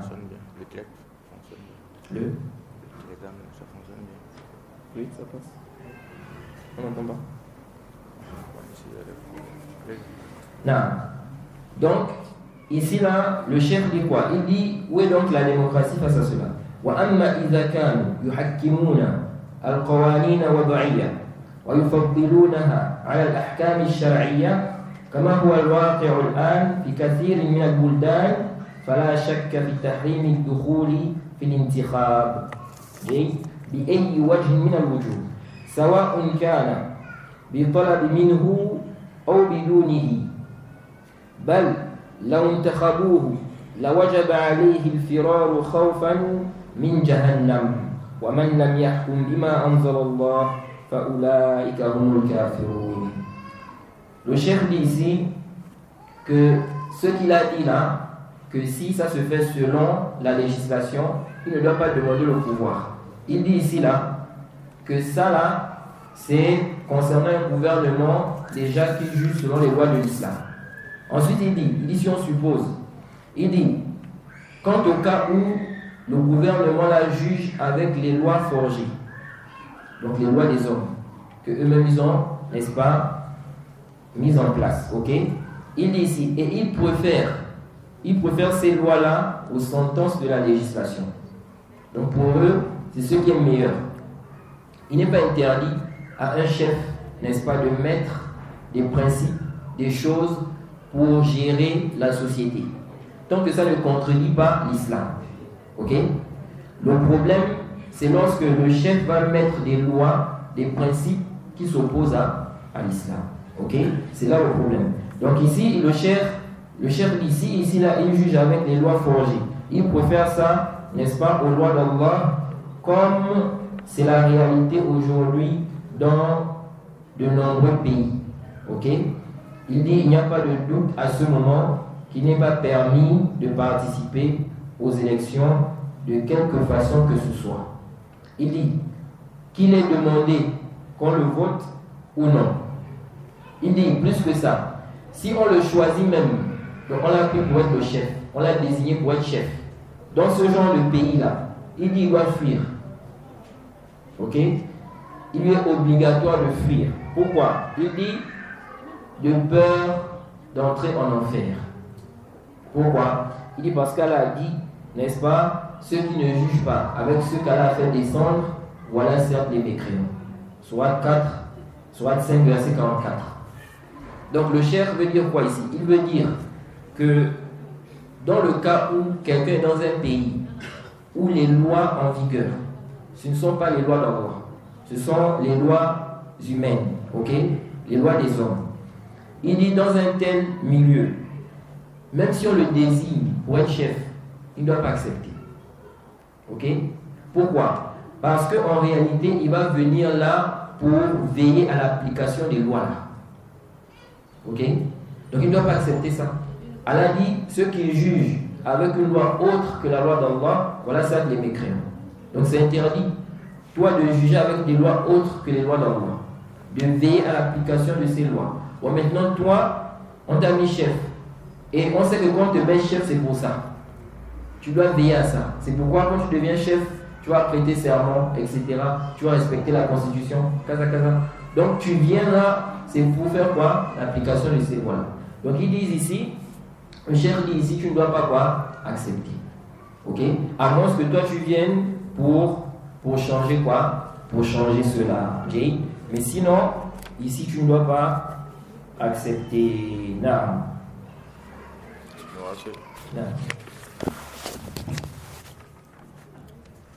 قال أبو موسى أقبلت إلى النبي صلى الله عليه وسلم ومعي رجلان من الأشعريين أحدهما عن يميني والآخر عن يساري فكلاهما سأل العمل والنبي صلى الله عليه وسلم يستاك فقال ما تقول يا أبا موسى أو يا عبد الله بن قيس قال فقلت والذي بعثك بالحق ما أطلعاني على ما في أنفسهما وما شعرت أنهما يطلبان العمل فقال وكأني أنظر إلى سواكه تحت شفته وقد قلصت فقال لن أو لا نستعمل على عملنا من أراده ولكن اذهب أنت يا أبا موسى أو يا عبد الله بن قيس فبعثه على اليمن ثم أتبعه معاذ بن جبل فلما قدم عليه قال انزل وألقى له وسادة وإذا رجل عنده موثق قال ما هذا؟ قال هذا كان يهوديا فأسلم ثم راجع دينه دين السوء فتهود قال لا أجلس حتى يقتل قضاء الله ورسوله فقال اجلس نعم قال لا أجلس حتى يقتل قضاء الله ورسوله 3 مرات فأمر به فقتل ثم تذاكرا القيامة من الليل فقال أحدهما معاذ أما أنا فأنام وأقوم فأرجو في نومتي ما أرجو في قومتي. Ce chapitre, en réalité, c'est un chapitre, n'est-ce pas? On a besoin de la foi. Jay. Pourquoi? Parce que c'est un chapitre qui touche les passions des gens. Ok? C'est pourquoi en réalité, il faut, celui qui n'a pas la foi là, ok? Il sera difficile pour lui. Regardez aujourd'hui, lorsqu'on parle du fait de ne pas se rébeller contre les gouverneurs là, qu'il ne faut pas le faire et tout ça. Il y en a qui ne veulent même pas écouter les preuves par rapport à cela. Tellement c'est un passionné. Tellement lui, il veut suivre sa passion. Comment on pouvait dire ça? Qu'on ne doit pas se rébeller. qu'on ne doit pas faire des manifestations. Kaza. Sur quelle base? Maintenant, on cite les preuves, il ne veut pas écouter. Jay, laissez-nous ça. Ceux qui ne veulent pas, ne faites pas. Laissez-nous faire. Jay, c'est comme ça qu'il parle. Alors qu'il se dit musulman. Et Allah dit فَلَا وَرَبِّكَ لَا يُؤْمِنُونَ حَتَّى يُحَكِّمُوكَ فِي مَا شَجَرَ بَيْنَهُمْ ثُمَّ لَا يَجِدُوا فِي أَنفُسِهِمْ حَرَجًا مِمَّا قَضَيْتَ وَيُسَلِّمُوا تَسْلِيمًا. Allah dit, et par ton Seigneur, ils ne seront pas croyants jusqu'à ce qu'ils te demandent de juger de leur dispute et qu'ils se soumettent à ta sentence et qu'il n'y ait aucune gêne dans ce que tu auras décidé. Vous voyez? C'est connu. Et le croyant, c'est ça son comportement. Comme Allah dit, إِنَّمَا كَانَ قَوْلَ الْمُؤْمِنِينَ إِذَا دُعُوا إِلَى اللَّهِ وَرَسُولِهِ لِيَحْكُمَ بَيْنَهُمْ أَنْ يَقُولُوا سَمِعْنَا وَأَطَعْنَا وَأُولَٰئِكَ هُمُ الْمُفْلِحُونَ. La parole des croyants, lorsqu'on leur dit, n'est-ce pas, venez, on va juger avec ce qu'Allah et son messager ont dit. Quelle est leur parole? C'est de dire, nous avons entendu et nous avons obéi. Nous écoutons et nous obéissons. Et Allah dit, ce sont eux qui réussissent. Ce sont eux qui réussissent. Jane. Donc, ce chapitre-là, il faut vraiment avoir la foi. Il ne faut pas suivre ici sa passion. Et si tu suis ta passion là, tu vas t'égarer ici. Now, regardez ici des compagnons qui posent la question au prophète. Ils demandent à être chef. Le prophète dit, on ne donne pas. On ne donne pas ça aux gens qui demandent ça. Ok? Ils ont fait quoi? Ils se soumettent. Jay.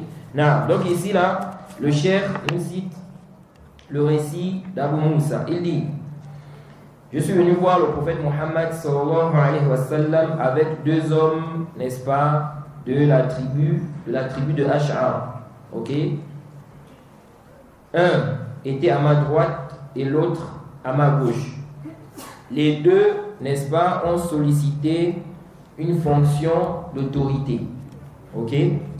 Et le prophète Mohammed sallallahu alayhi wa sallam, il était en train d'utiliser son siwak et il a demandé à Abu Moussa, que dis-tu par rapport à ça? Ok? Qu'est-ce que toi tu dis par rapport au fait que ceux-là demandent cette fonction-là? Ok? Et il a dit, le rapporteur dit, ou bien il a dit Abdullah ibn Qais. Ok? Abu Moussa ou bien Abdullah ibn Qais. Il s'agit toujours de la même personne. Il a dit, j'ai dit, par celui, n'est-ce pas, qui t'a envoyé avec la vérité. Par celui qui t'a envoyé avec la vérité. Ils ne m'ont pas fait part de leurs pensées. Donc, moi je ne savais même pas qu'ils avaient cette idée-là. Ok? Donc, qui sont venus là, c'est pour te demander ça. Il dit, ils ne m'ont pas fait part, n'est-ce pas? Ils ne m'ont pas fait part de leurs pensées. Et je n'avais pas remarqué qu'ils cherchaient une fonction d'autorité. Ok? Je n'avais même pas remarqué cela. Ensuite, il dit ici qu'il me semble encore voir son siwak qui était sous sa lèvre, n'est-ce pas, qui se releva. Ok? Donc la lèvre. Ensuite, le prophète a dit, le prophète Mohammed sallallahu alayhi wa sallam a dit, nous ne confions jamais ou pas une de nos fonctions de responsabilité à celui qui la demande.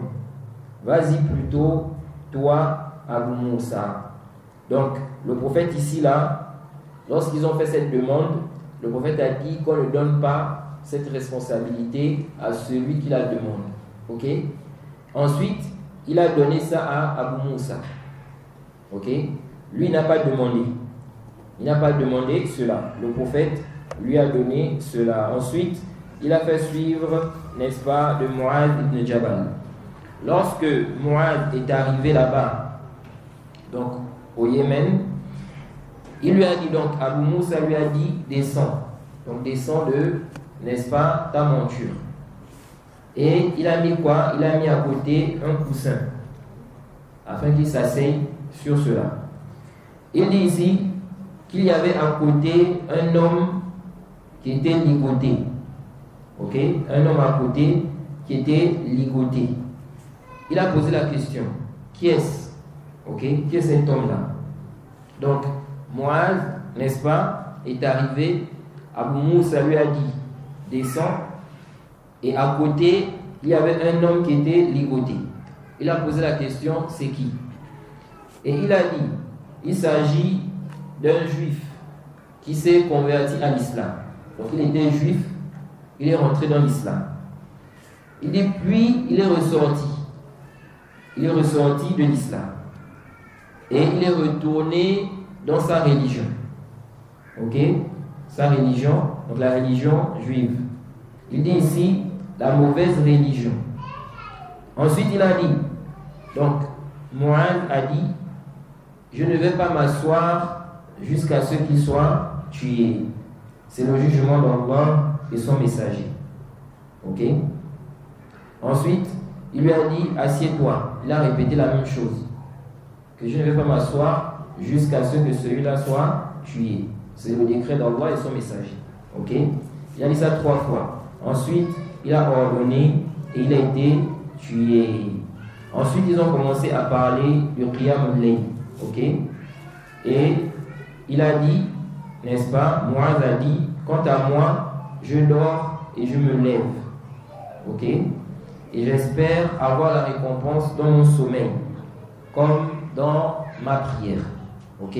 Pourquoi il a dit ça? Parce que il dort avec l'intention d'avoir des forces. Ok? Il dort avec l'intention d'avoir des forces pour accomplir les adorations. Celui-là, n'est-ce pas, il est récompensé pour son intention. Alors ici, là, on voit que lorsque Muaz est arrivé, il a trouvé un homme, n'est-ce pas, qui était ligoté, qui était attaché. Il a posé la question, qui est-ce? On lui a dit que c'est un juif. Il est rentré dans l'islam. Ensuite, il est ressorti, il est reparti dans sa religion. Ok? Ensuite, Muaz a refusé de s'asseoir. Il a dit qu'il ne va pas s'asseoir jusqu'à ce que ce dernier soit tué. Ok? Comme c'est connu dans l'islam, celui qui a apostasié, n'est-ce pas, sa peine, c'est qu'il soit quoi? Tué. Et ça, en réalité, ça ne doit pas poser des problèmes. Parce que dans un État islamique, un État, n'est-ce pas, où le gouverneur dirige avec les lois d'Allah, c'est un pays indépendant des autres. Donc ils ont le droit, n'est-ce pas, d'avoir leurs lois, qui sont les lois d'Allah. Vous allez voir aujourd'hui que chaque pays a ses lois. Ok? Aujourd'hui, par exemple, on parle de la peine de mort. La peine de mort, là, il y a des pays, oui, où il n'y a plus ça, mais il y a des pays où ça existe toujours. Alors, un pays musulman, quelqu'un maintenant, c'est un musulman, il dirige son pays. Pourquoi on va dire non, il ne doit pas mettre, n'est-ce pas, cette loi-là? Il doit plutôt mettre cette loi-là. Pourquoi ici, là, pourquoi on va décider de la loi qui doit, n'est-ce pas, être émise ou bien qui doit gérer le pays? Regardez l'Arabie Saoudite. L'Arabie Saoudite, ils ont leur loi là-bas. Ils gèrent leur pays avec leur loi. Bon, vous, dans votre pays, vous avez décidé de gérer votre pays avec d'autres lois. Ok? Vous voyez que c'est normal. On ne doit pas vous embêter. Bon, maintenant, pourquoi vous voulez embêter les autres? Vous dites que non, il ne faut pas mettre ceci, il ne faut pas mettre cela. Ok? Donc, nous disons, il n'y a pas d'ishkal. Aujourd'hui, vous voyez qu'il y a des pays, jusqu'aujourd'hui, il y a la peine de mort. Il y a des choses, si tu commets ça dans le pays, c'est la peine de mort. Ok? Et c'est ainsi. Donc, dans l'islam aussi, il y a des actes, il y a des choses. Lorsque tu poses ça, lorsque tu fais ça, c'est la peine de mort. Ok? C'est quoi? C'est la peine de mort. Et c'est ainsi. Regardez dans certains pays, si tu fais ce qu'on appelle la trahison, que eux ils appellent la trahison, tu as trahi le gouvernement, le pays. Hein? Par exemple, en dévoilant des secrets du gouvernement du pays. On peut ici dire quoi? Qu'on va te tuer. Eux ils vont voir que non, ça c'est pas un problème. Il n'y a pas de problème avec ça. Mais dans l'islam, si on dit que celui qui a apostasie, on le tue, c'est un problème. La religion elle est plus importante que quoi? Que la dunya. Jane, elle est plus importante que la dunya. Non. Et il y a une sagesse. Pourquoi celui qui a apostasié, n'est-ce pas, on le tue? Ok? La sagesse, c'est quoi? C'est que celui qui a apostasié, généralement, il devient plus dangereux que le mécréant de base, le non-musulman de base. Et il trompe les gens. Il peut être la cause de l'apostasie d'autres musulmans. Parce qu'aujourd'hui, n'est-ce pas, vous allez voir, n'est-ce pas, que les gens sont trompés par beaucoup de choses. Parfois, des choses même, quand tu regardes ça, ce n'est pas une chose qui doit tromper quelqu'un. Mais la personne est trompée par ça. Quelqu'un maintenant qui était musulman, ensuite il a apostasié. Ok? Généralement, qu'est-ce qui se passe? Les gens qui ont apostasié là, ils ne vont pas rester comme ça. Généralement, ils cherchent à se justifier, à montrer qu'ils ont fait le bon choix. Ok? À démontrer qu'on ne doit pas les blâmer pourquoi ils ont quitté l'islam. Donc, ils font un combat. Ils mènent un combat contre l'islam. Ok? Et le danger de ces gens-là, c'est quoi? C'est que lui, quand il vient se présenter devant les gens, il se présente comme quelqu'un qui connaissait l'islam. Il dit, moi j'étais là-bas. Je connais bien cette religion. Même si en réalité il ne connaît pas. Il n'a pas bien étudié. Mais il va justifier, il va dire qu'il connaît ça bien. Même s'il ne connaît pas l'arabe, il va dire qu'il connaît l'arabe. Il y avait un là, je ne sais plus c'est de quel pays là, où il faisait des vidéos, il était musulman. Quand il commence à citer des versets en arabe, on se rend compte qu'il commet des erreurs graves. Il commet des erreurs graves. Mais il fait comprendre aux gens, n'est-ce pas, qu'il connaît la religion de l'islam, il connaît l'arabe, etc. Et donc, quand les gens voient ça, ils peuvent être trompés. Ils vont dire, ah, mais lui il était là-bas. Donc s'il est quitté, ça veut dire que c'est pas bien. C'est pourquoi il est quitté. Voilà quelqu'un qui était même avec vous là-bas. Mais là il est quitté. C'est pourquoi dans l'islam, celui-là, il est plus dangereux pour les gens, pour les musulmans. Par conséquent, il doit être quoi? Tué. Et regardez, les non-musulmans, ils utilisaient cette méthode-là. Dans le verset 72 de la sourate 3, Allah dit wa qalat ta'ifatun min ahli al-kitab aminu billadhi unzila 'ala alladhina amanu wajha an-nahar wakfuru akhirahu la'allahum yarji'un.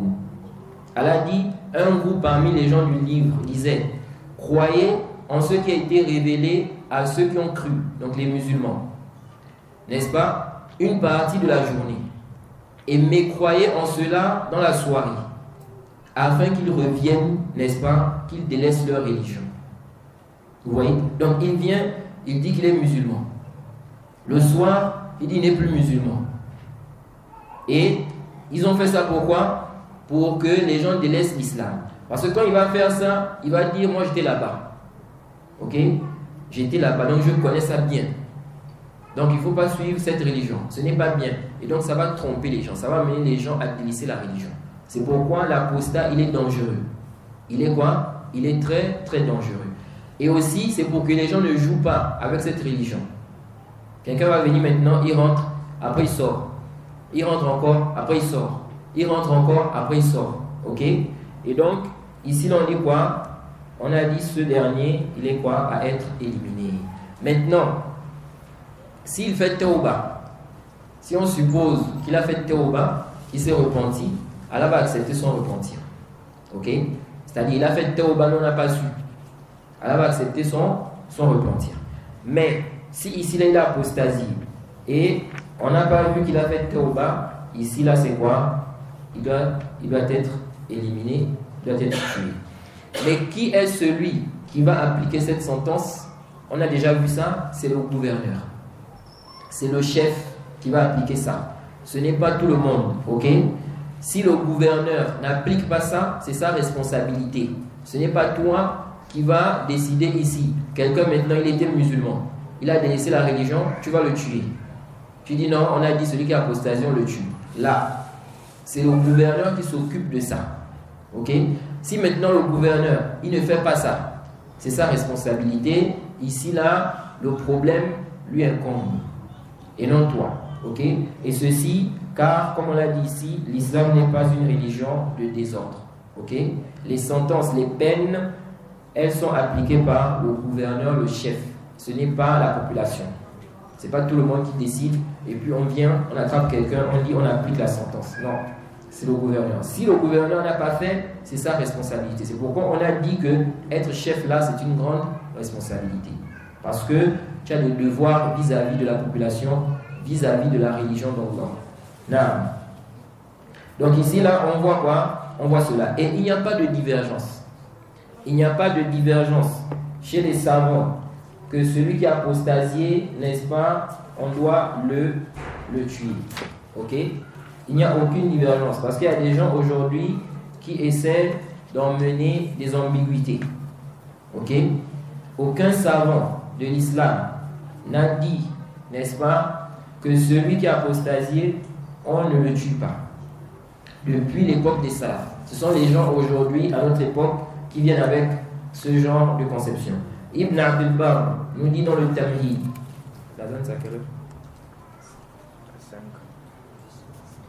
Ibn Abdul Barr nous dit dans le Tamhid, au tome 5, page 306, il dit Man yartadda an dinihi, halla damuhu, wa duribat unuquhu, wal ummatu mujtami'atun ala dhalik. Il dit, celui qui a apostasié, son sang est devenu halal. On coupe sa tête. Ok? Ça, c'est chez la majorité des savants. Celui qui a apostasié, on coupe sa tête. Donc, comment on va le tuer? On le tue comment? On coupe sa tête. Ok? On rapporte d'un des compagnons de Shafi'i qu'il a dit qu'on le frappe avec un bois jusqu'à l'agonie. Pourquoi? Car ici là, ils disent en fait c'est parce qu'on espère qu'à travers ici là le supplice, il peut se repentir. Il peut se repentir. Contrairement à si on le tue directement en coupant sa tête.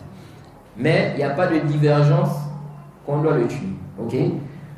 An-Nawawi dit également, expliquant le hadith là que l'imam Muslim a cité ici. Il dit Fihi wujubu qatl al-murtad. Il dit ici, dans ce récit, il y a l'obligation de tuer le murtad. Il a dit, c'est le jugement d'Allah et son prophète. C'est ce que le compagnon a dit ici. Il dit ici, il y a ici l'obligation de tuer l'apostat. Ils sont unanimes qu'on le tue. Donc celui qui a apostasie. Il n'y a aucune divergence. Il dit, lakin ikhtalafu. Mais ils ont divergé. Fi istitabatihi hal hiya wajibatun am mustahabbatun wa fi qadriha wa fi qabuli tawbatihi. Il dit cependant les savants ont divergé sur, n'est-ce pas, le fait de lui demander de se repentir. Donc ils sont unanimes que celui qui a apostasié, on le tue. Maintenant ils ont divergé. Est-ce qu'on va lui demander de se repentir? Quand on va lui demander là, c'est obligatoire ou bien ce n'est pas obligatoire? C'est préférable. Ça veut dire quoi? Maintenant, il a apostasié. Est-ce que si le gouverneur est au courant que quelqu'un a apostasié, on va directement le tuer ou bien on va lui demander de se repentir d'abord? Et la demande là, c'est obligatoire ou bien c'est préférable? Il dit, et ils ont divergé aussi sur la durée. Si on lui demande de se repentir, pendant combien de temps? Certains ont dit 3 jours, d'autres ont dit 1 mois, ok? D'autres ont même dit à vie. D'autres ont dit à vie.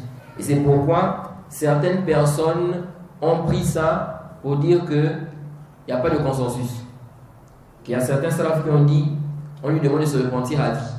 Donc si on dit, on lui demande de se repentir à vie, ça veut dire qu'on ne le tue pas. Donc il n'y a pas de consensus. Mais on va voir que ça, c'est faux. Alors ici, là, il nous dit, les savants ont divergé sur quoi? Ils ont divergé. Est-ce qu'on lui demande de se repentir? Ok? C'est obligatoire ou pas? De même aussi sur la durée. Si on lui dit, ou bien si on lui demande de se repentir, la durée là, c'est combien de temps? Ils ont aussi divergé par rapport à ça. Et ils ont aussi divergé. L'imam Nawawi n'a pas cité ça. Il a dit ici, l'acceptation de son repentir. Mais ils ont aussi divergé sur la femme. Ok? La femme qui a apostasie, est-ce qu'on la tue? L'homme, on le tue. Il n'y a pas de divergence là-bas. La divergence, est-ce qu'avant de le tuer, on lui demande de se repentir? C'est obligatoire, oui ou non? Et pendant combien de temps? Ils ont divergé par rapport à ça. Sinon, ils sont unanimes qu'on le tue. Mais la femme, une femme a apostasie, ok? Elle était musulmane. Ensuite, elle a délaissé l'islam. Est-ce qu'on la tue? Il y a une divergence. Certains gens de science ont dit, la femme, on ne la tue pas, on l'enferme. Ok?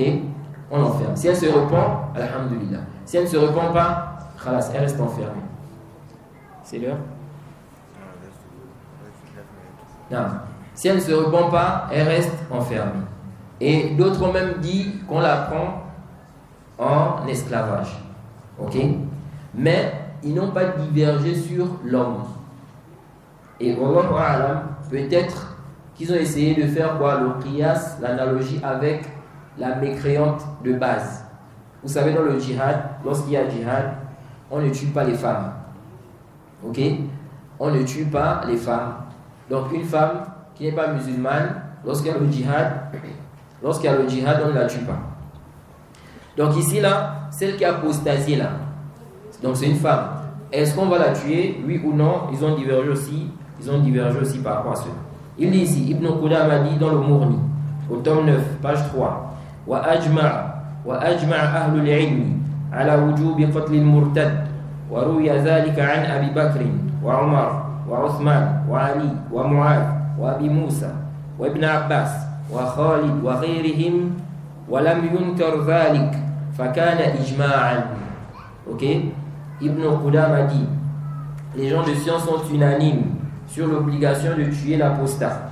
Ça a été rapporté d'Abu Bakr, de Omar, de Othman, de Ali, de Mu'adh, d'Abu Moussa, d'Ibn Abbas, de Khalid et autres, et personne n'a reprimandé cela. Il dit c'est donc un consensus. Ok?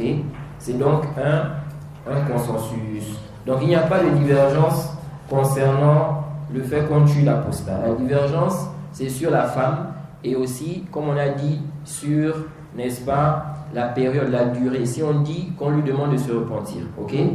Car il a apostasié, il se peut qu'il a eu des shubhat, des ambiguïtés. Donc on va d'abord voir la raison pourquoi il est sorti de l'islam. Qu'est-ce qui t'a fait sortir de l'islam? C'est ça. Ok? Donc il mentionne cela, on réfute les ambiguïtés là.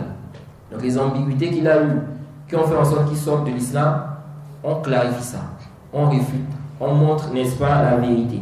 Ok? Et on lui demande de se repentir. S'il se repent, alhamdulillah. S'il ne se repent pas, ici le gouverneur va décider de le tuer. Ok? Comme on a dit, parce que c'est un danger pour les musulmans. C'est un danger pour la société musulmane. Ok? Donc ici, là, il est très important pour nous de comprendre cela. Parce qu'aujourd'hui, des gens, n'est-ce pas, embrouillent les gens, ils égarent les gens. Ce qu'on rapporte, n'est-ce pas, d'Ibrahim al-Nakha'i ou bien de Sufyan al-Thawri, parce qu'on rapporte d'eux qu'ils ont dit, celui qui a apostasié, on lui demande de se repentir à vie. On lui demande de se repentir à vie. Certains ont dit, ça veut dire qu'il n'y a pas quoi? Il n'y a pas de consensus. Tout d'abord, si on suppose que ces deux-là, ces deux salafs-là ont visé, n'est-ce pas, ce que vous aviez compris, on ne peut pas laisser ce qui est confirmé dans les textes clairs. Pourquoi? Pour suivre ce que, n'est-ce pas, deux personnes ont eu à dire. Le prophète Mohammed sallallahu alayhi wa sallam dans le Sahih Bukhari, le hadith d'Ibn Abbas, il dit Man baddala dinahu faqtuluhu. Celui qui change sa religion, donc parmi vous, tuez-le. Et subhanallah, ça m'étonne. Il y a des gens, ils ont pris ce hadith. Parmi ceux-là qui veulent toujours faire plaisir aux non-musulmans, etc., ils ont nié cette peine-là de l'apostat. Et ils ont voulu prendre ce hadith en dérision.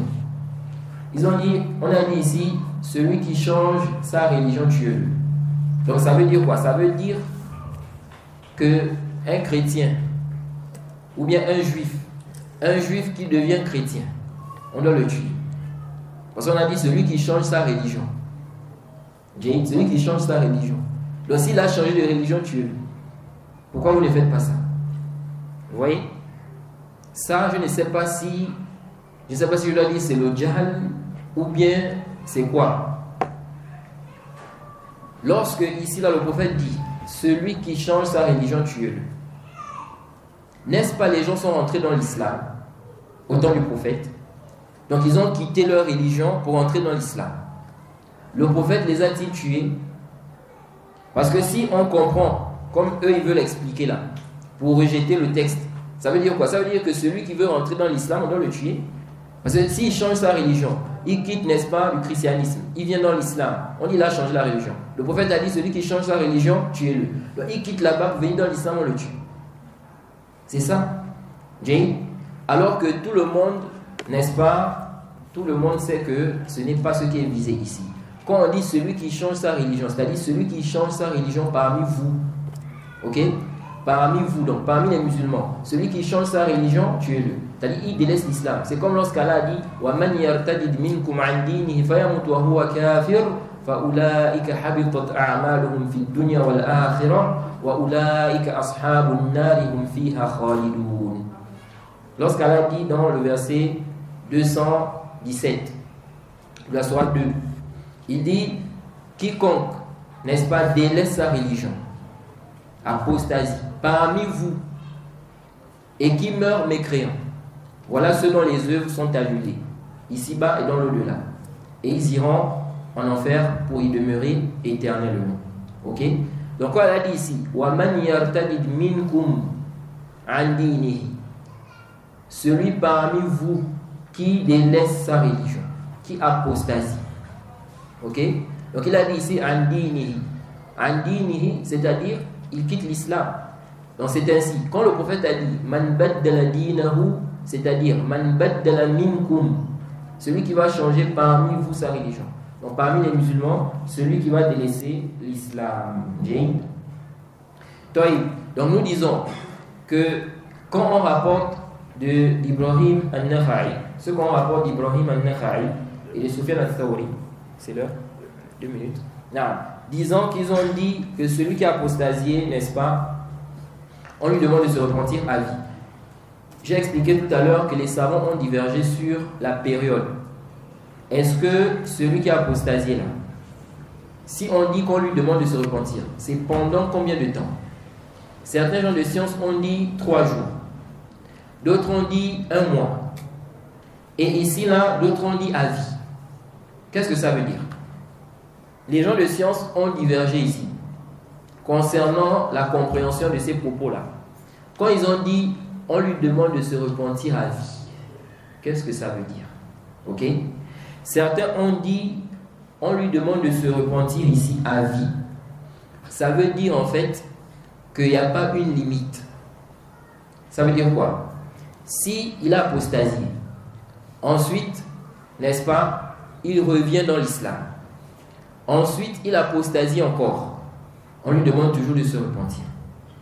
Si, n'est-ce pas, il revient dans l'islam, il apostasie encore, on lui demande toujours de se repentir. Il n'y a pas une limite, donc à vie. C'est-à-dire, même si il rentre dans l'islam, il ressort pendant 100 fois, ok, on va toujours lui demander de se repentir. C'est ce que ça veut dire à vie.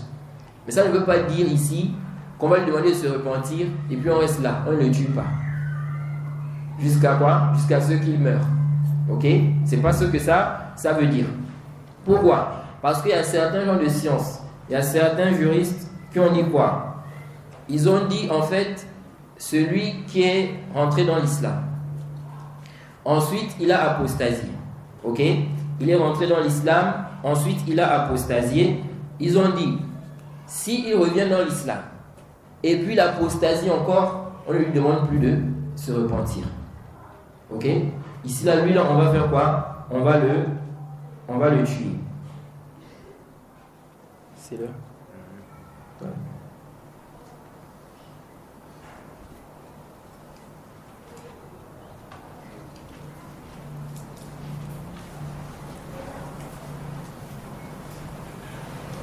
Qui fait la date?